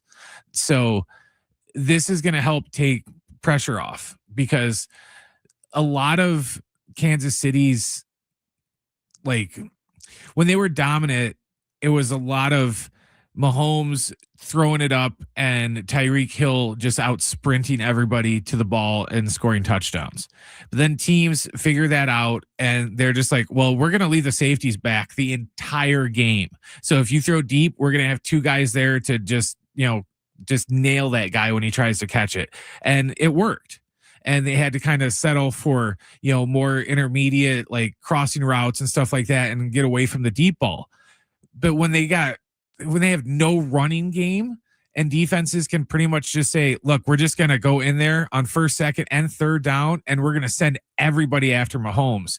It kind of compromises their offense. And now I think they'll have an actual, and yeah, he's not Barry Sanders or anything, sure, but he's a good, reliable, ball carrier that if they need him to, he can carry the ball 20 times. And that's something that they typically don't do with Kansas City, but they haven't really had it back. I don't think that, they trusted enough to give him the ball 20 times if they needed him to. Yeah. The AFC is kind of fascinating because heading into the year, you're like, you got all these dominant players, heading into this past year, you have Kansas City and then you have Buffalo trying to get over the hump and you've got Baltimore with Lamar Jackson, you've got Joe Burrow, and then the New England Patriots and the Denver Broncos play for the AFC title game. And that's a little bit of football. I'd be surprised if Kansas City wasn't back in the conversation next year. I just would. I think that that'll be fuel for their offseason, the way it all played out. And you just look at Andy Reid's track record and Patrick Mahomes, and by and large, they're going to find a way to get there. And then once they're there, you can't bet against them in the postseason because they win at such a ridiculous clip. Now, I would maybe say the same thing about the NFC. Am I expecting Seattle to get back to an NFC title game or win a Super Bowl? And maybe it's, shame on me for thinking this way. I don't see Seattle as some dominant player in the NFL for the next 3 years. I just don't. Maybe I'll look foolish in saying that, and maybe they'll win 2 of the next 3 Super Bowls, or maybe we'll look back at last year and just be like lightning in a bottle. Great 1 year story, but that's not like a changing of the balance of the power in the NFL. Now we've talked about today, some of like the big signings and what signings we think are going to have a huge impact. Was there a signing or two that happened today where you're just like, what the hell are they thinking? I mean, to where in terms of it's just like the opposite of like the bad signings for today. Well, I kind of looked at Tua. Yeah, that was on my list. Tua Tagovailoa from the money that Miami owes obviously is ridiculous, and then secondly, I mean, first of all, I don't see upside on Tua with his injury history and the way it's played out. I don't see upside. Now, can he be an insurance policy for a starting quarterback, a younger quarterback like Michael Penix? Maybe. And if Penix is hurt, is he a serviceable backup? Yeah, absolutely. But like, I don't see Tua's second act like Sam Darnold's. That's not how I see him. Maybe I'll be proven wrong on that as well. Like when I heard Tua to Atlanta, I'm like, who even benefits from that? I don't think Tua does, and I don't think the Falcons do either. Yeah, the Tua thing made no sense. It'd be one thing if he has a long list of injuries, broken ankles and sprained elbows and all these things, but all of his injuries have been brain injuries essentially. Yeah.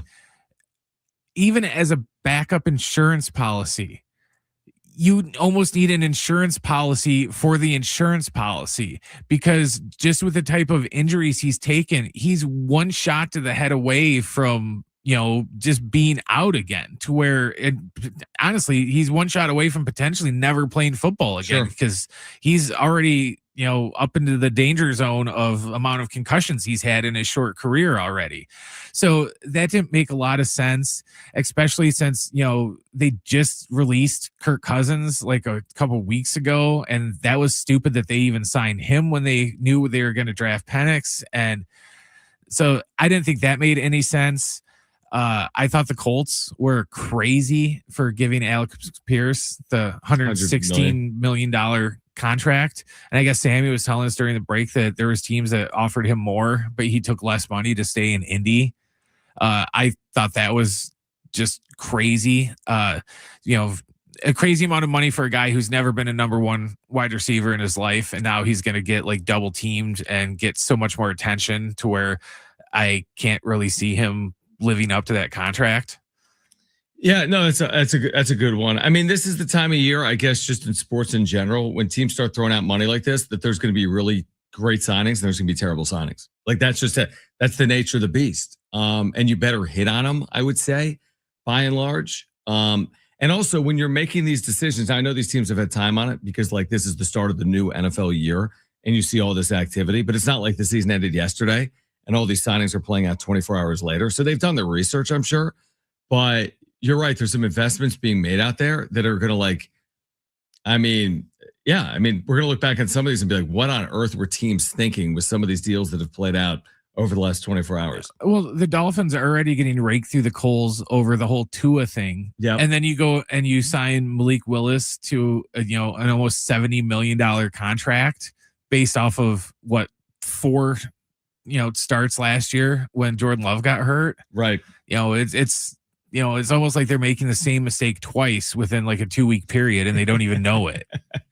All right, we're going to catch up with Dave Velasquez, San Diego State men's basketball assistant, at 5:30. On the other side, WBC action underway. The rivalry tonight renewed between Team USA and Team Mexico, with Paul Skeens on the mound. We'll have the latest for you on the other side on San Diego Sports 760 and live on the iHeartRadio app.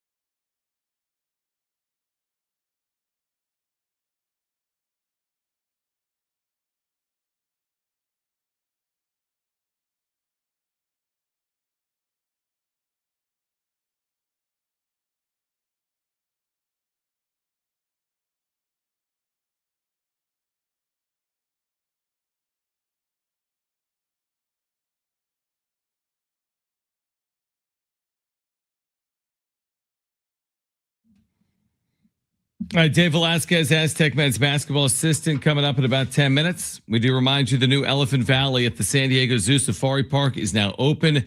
You can get up close and roam alongside the world's largest land animals all week. We have chances for you to win a family 4-pack of tickets to see Elephant Valley. The elephants aren't the only ones who will never forget Elephant Valley at the San Diego Zoo Safari Park. Remember this as we turn our attention to the WBC for a moment. U.S. and Mexico underway tonight in Houston. No score, bottom one. Paul Skeens just worked a scoreless inning. U.S. batting in the first. Remember, the Padres could have hired Albert Pujols, right? If they wanted to, they could have hired Albert Pujols. They elected not to. Pujols is managing the Dominican team. The Dominican team where Fernando Tatis Jr. has had like this absurd 3-game stretch with the 500 batting average and the 6 RBIs and the 1500 OPS. It's just something to kind of keep in your back pocket that if they wanted to, they could have hired Albert Pujols, one of the greatest hitters in the history of the game. Now, I'm not saying that that's the right decision. We should all remember that as this season and future seasons play out. Maybe Craig Stammen was the better choice, and that will be fully evident as we watch baseball in 2026.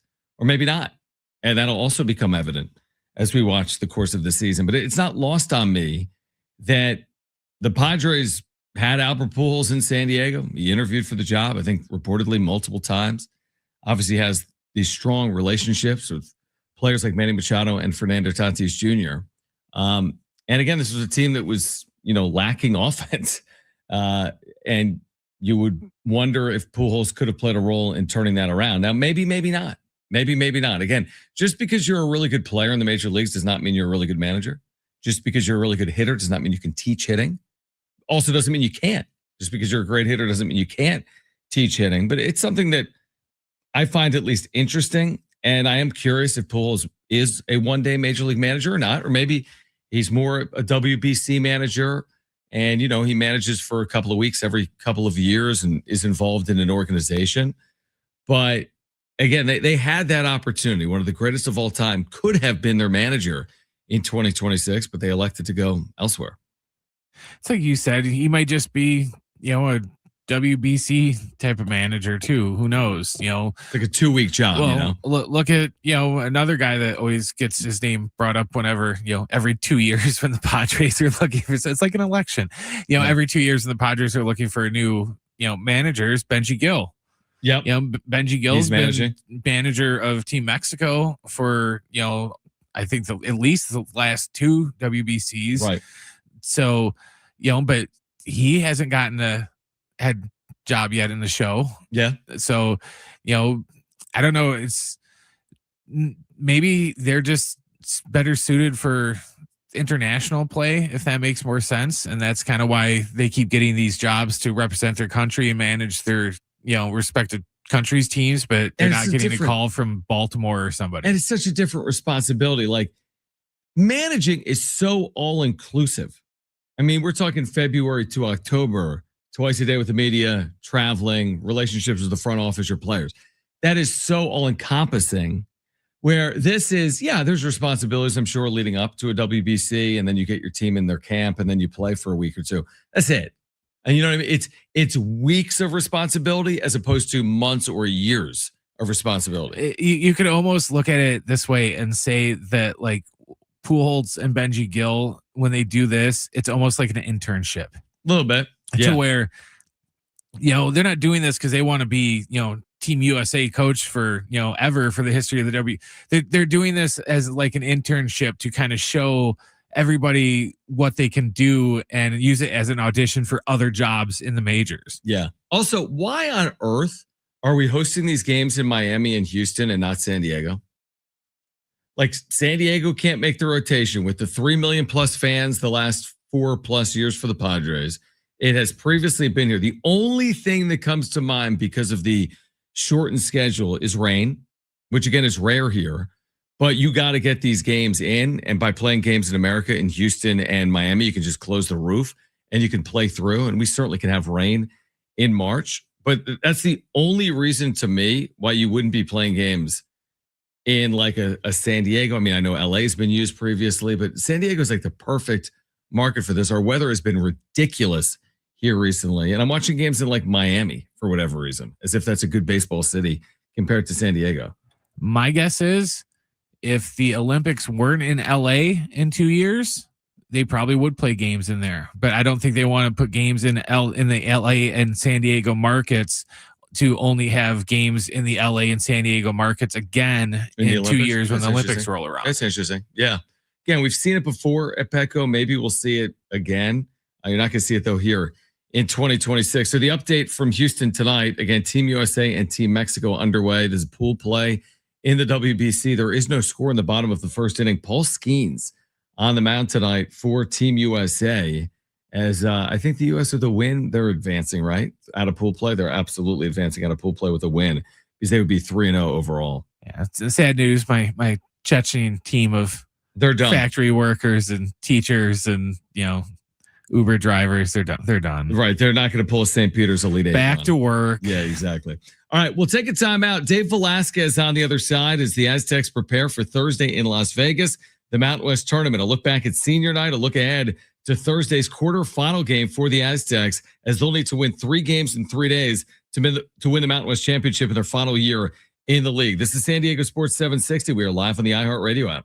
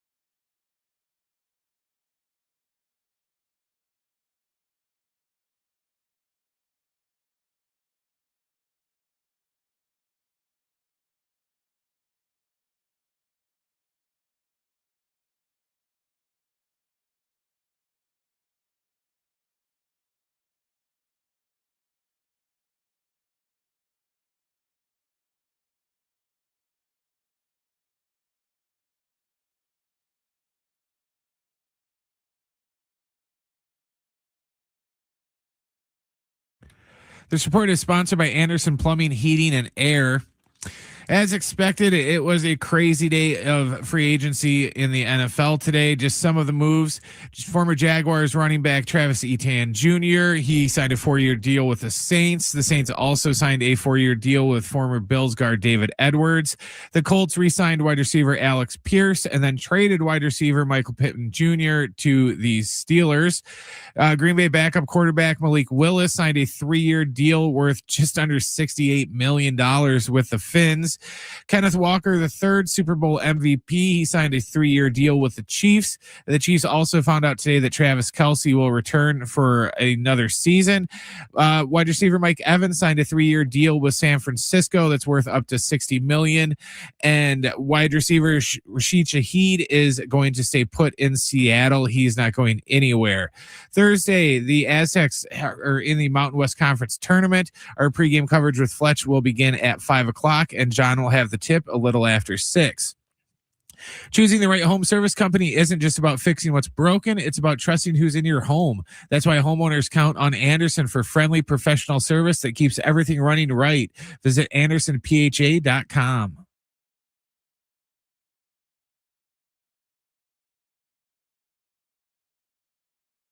All right, if you missed it earlier, caught up with Dave Velasquez, longtime men's basketball assistant at San Diego State. The Aztecs locking up the number 2 seed in the upcoming Mountain West tournament. They will get the winner of Colorado State, Fresno State on Thursday at 6 p.m., a game you can hear right here on San Diego Sports 760. We start our conversation by asking what it was like for Coach Velasquez to watch senior night play out this past Friday at Viejas Arena.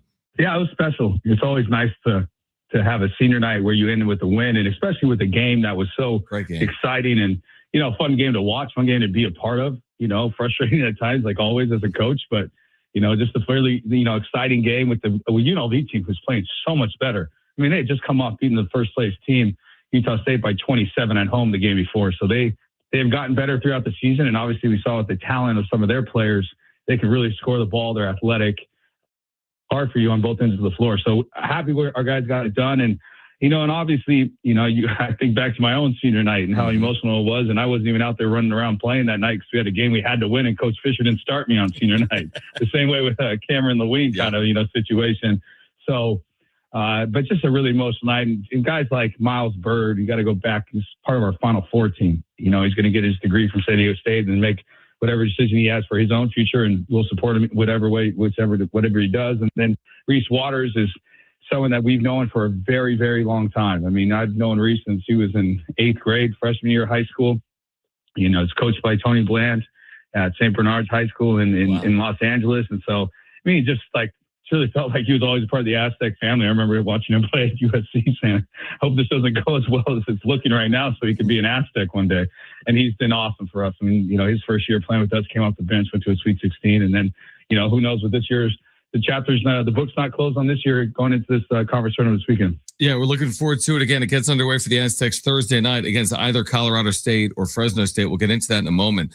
But back to the win over UNLV, to your point, I don't think any college basketball game probably is perfect, although there's some that are probably better than others. But what did you like most about what you saw from the team, considering the adversity that needed to be overcome? Because you got a serious punch, obviously, from UNLV, but held them off. Yeah, I thought our response was much better than it's been the past couple games before that. I thought we, when we did get punched in the mouth a little bit, we didn't have a certain toughness and grit about us that we needed to have that we had on Friday night. And part of that is, when they make hard shots is the kind of more that next play mentality. And I felt like on both ends of the ball, I thought if we made a mistake, we were able to listen, move on to the mistake and not make the same mistake again. And I thought for the most part, we did a really good job with that. Thought our rebounding was better than it's been, even though we gave up a few more than we liked, but defensive rebounding was better. And then obviously you get two guys to have 49 between them. You get BJ Davis to have 30 and Reese to have 19. I mean, you're getting 49 out of your two guards. I mean, that's pretty big. I mean, those are the type of, kind of games you need to win. And we were able to get that. And we're going to need more of that, like I said, moving forward this week. Dave Velasquez with us right now, San Diego State basketball assistant. Again, March is here. Mountain West quarterfinals Thursday at 6 for the Aztecs as they 2 seed in the upcoming Mountain West tournament. you know that this is kind of an extended break. You're the only team in the league that goes Friday to Thursday because UNLV goes Friday to Wednesday for their game. The other teams are going Saturday to either Wednesday or Thursday. And you guys have been playing with such regularity and battling through injuries. I imagine that this is a good time to have, a little bit of a time to breathe. Is it a good time for that? Yeah, to an extent.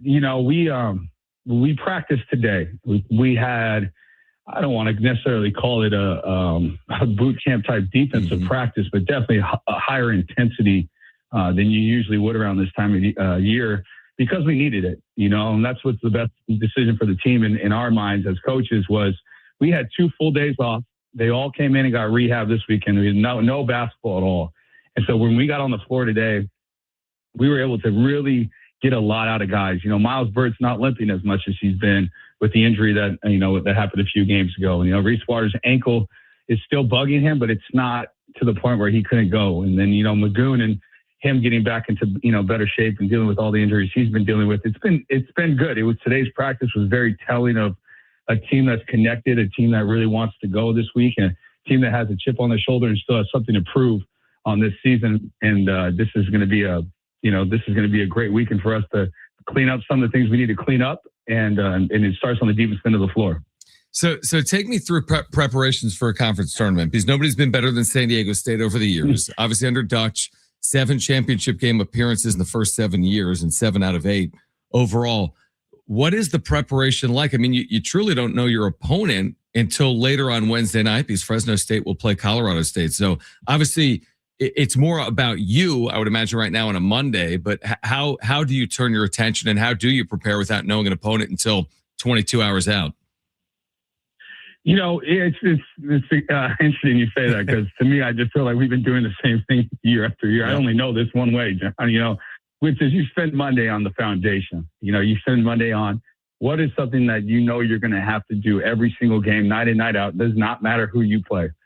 So for a couple of examples, that is high hands on every closeout, boxing out, staying in front of your man, our help side defense, our transition defense, offensively. How do we play after the play? Once we run our set play, how can we play better after the play? I mean, these are the things that we're working on today with, not necessarily a full scout team of Fresno State or Colorado State. However, we're going to do 1 or 2 things for each team throughout this week. And basically what you end up doing is by tomorrow, Coach Dutch will make a decision. We're going to focus one more on this team over the next, but we're not going to not focus on the other team. Right. And we've been doing it like this forever. And luckily we've chosen right more than wrong on the team that we've been preparing for. And we feel like we were always usually ready on that Thursday night game.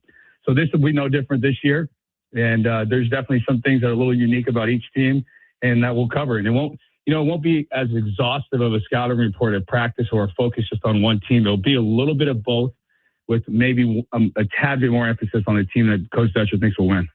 I find this kind of interesting. Dave Velasquez is with us. Obviously, you're in the business of winning championships and hanging banners. Going into that New Mexico-Utah State game on Saturday, your seeding was hanging in the balance, plus a regular season share. What's interesting is, you don't get the share, you get the higher seed. If you would have gotten the share, you would have been a lower seed. So are you sitting there? I mean, how are you watching it? Like, through what lens are you thinking about that New Mexico-Utah State game? Or is it kind of water under the bridge, whatever happens, happens? You do feel like whatever happens is going to happen, but you'd be lying to think that you didn't want New Mexico to win and you can still put up a banner. And, banners and Viejas are what we play for. Yep. I mean, there's just no doubt. You come to San Diego State, it's about banners and rings. And there's a huge piece to me that really wants to win this week so that the new guys can feel it. The guys that whether it's the 2 freshmen or Jeremiah Odin and Sean Newman, who had their senior night as well, for them to feel what a conference championship feels like. And you get 2 chances at it. You get the regular season and you get the postseason. And, for all of our players to feel the banner in a ring, I think is important. It would have been interesting to see if we would have done that in New Mexico one. Do we do like a practice nut cutting or whatever? But we just sat there and it is what it is. It was just going to be what it was going to be. And beating Utah State at Utah State is incredibly difficult. Yep. And, New Mexico put up a great fight. But, I'm not really worried about the season, to be honest with you, too much, John. I mean, it's going to be what it's going to be when it comes to that stuff. So how do you look at just the league right now in terms of what it's been like the last 3 or 4 years, I feel there's some similarities in terms of, I want to say probably the last 4 years, people have said, well, there's 6 teams that could win this conference tournament. I think this year, by and large, there's people saying maybe there's 8+ teams that could win this conference tournament. I guess I'm asking about just what you see as parity throughout the league. Like, how do you look at the league heading into the tournament? I think you nailed it. I think this actually is pretty interesting compared to some other years on how many teams as a coach, as a fan, people that really follow this league, especially the ones that are really in it, how many teams either have already picked off one of the top teams. I mean, the league champion had 5 losses. Right.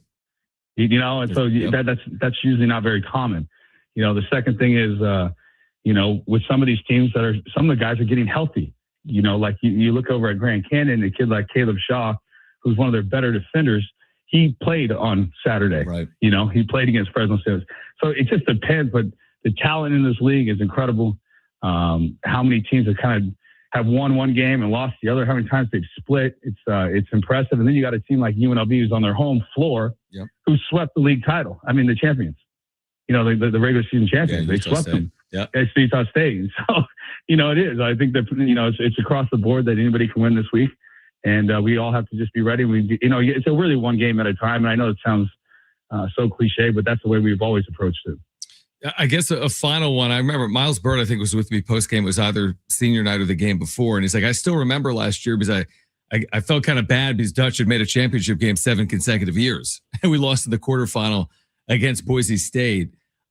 Heading into, and you touched on this a little bit, heading into Thursday, if there's 1 or 2 things you need to do well, just like with that 1-0, one game at a time mentality, what is the thing that will dictate whether you win or lose other than the points scored, obviously? What is the thing on the floor that will dictate whether you win or lose? I think transition defense, no matter who you play, has got to be better than it's been for us. I think our ability to rebound the ball on both ends, we have to win the rebounding war. And I think we have to get more offensive rebounds. I don't think, you know, this year we've been consistent on our offensive rebounding effort. So even when you get a good shot and you miss, you got to give yourself a second chance to get another basket, you know, 8 to 10 possessions a game. We've got to have at least, you know, 10 offensive rebounds where we get our misses, because those first shots are hard to score in college basketball. Not a lot of people score in the first shots. You know, first shot defense is really good. It's creating more opportunities for yourself with the second shot and maybe sometimes third shot, you know. And when we do that, we're really good. You know, so those are probably the 2 biggest things. And offensively, you know, the other thing that if you had to say which one thing you'd want to see us, we have to win the foul line. If you look at our losses, especially Boise State and New Mexico, I mean, you got guys shooting 30+ free throws on San Diego State defense. Yep.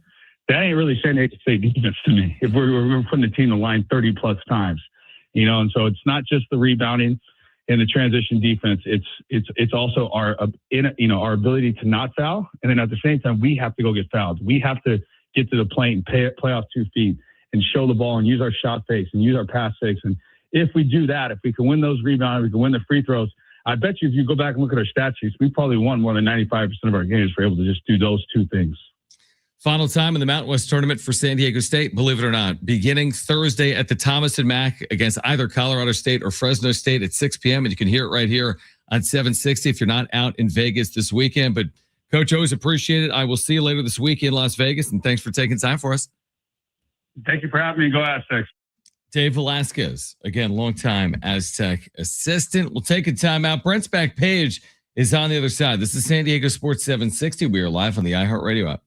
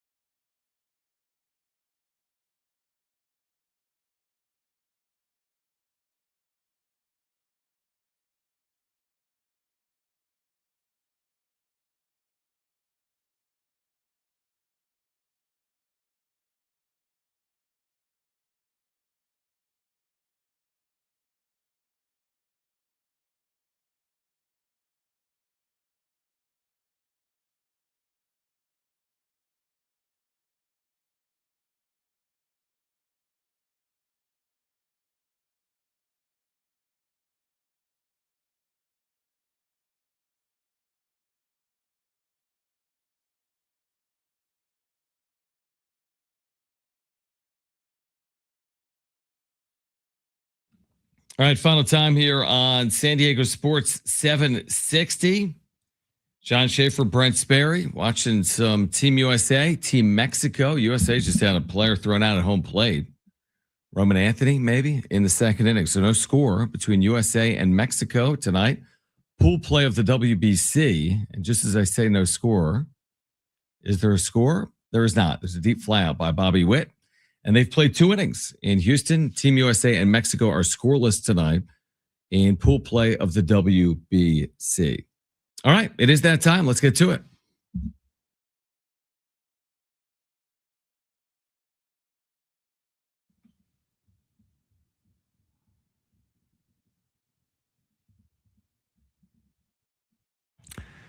All right, well, we'll start with Burger King. Burger King. BK is doing a special promotion this week. They're already a day into it, 2 days technically, because it started yesterday. But they're doing a free daylight savings breakfast items with a $3 purchase. Okay. So this week, if you go on the BK app and you make a $3 purchase, you will get a free breakfast item. There's a different one for each day of the week. So like yesterday, you could have got a burrito junior for free. Okay. This morning was a croissant which are awesome, by the way. Tomorrow, if you make a $3 purchase on the app, you can get a free medium iced coffee.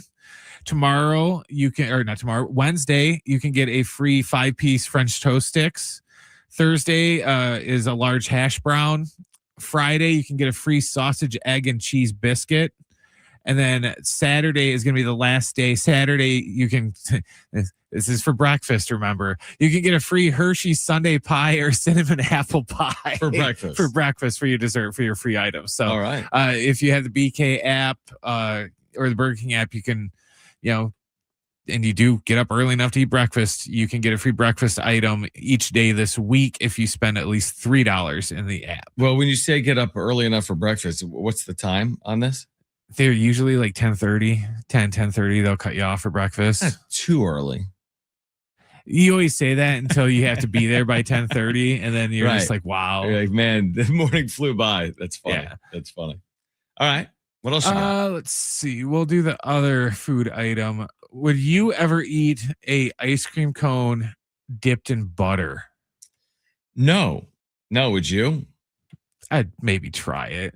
A regional grocery store recently went viral last week for unveiling an unusual and intriguing treat, a butter dipped ice cream cone. There's a place in Connecticut called Stu Leonard's. It's a Connecticut based grocery chain that has locations in New York and Jersey. Maybe Jim's shop there. Yeah.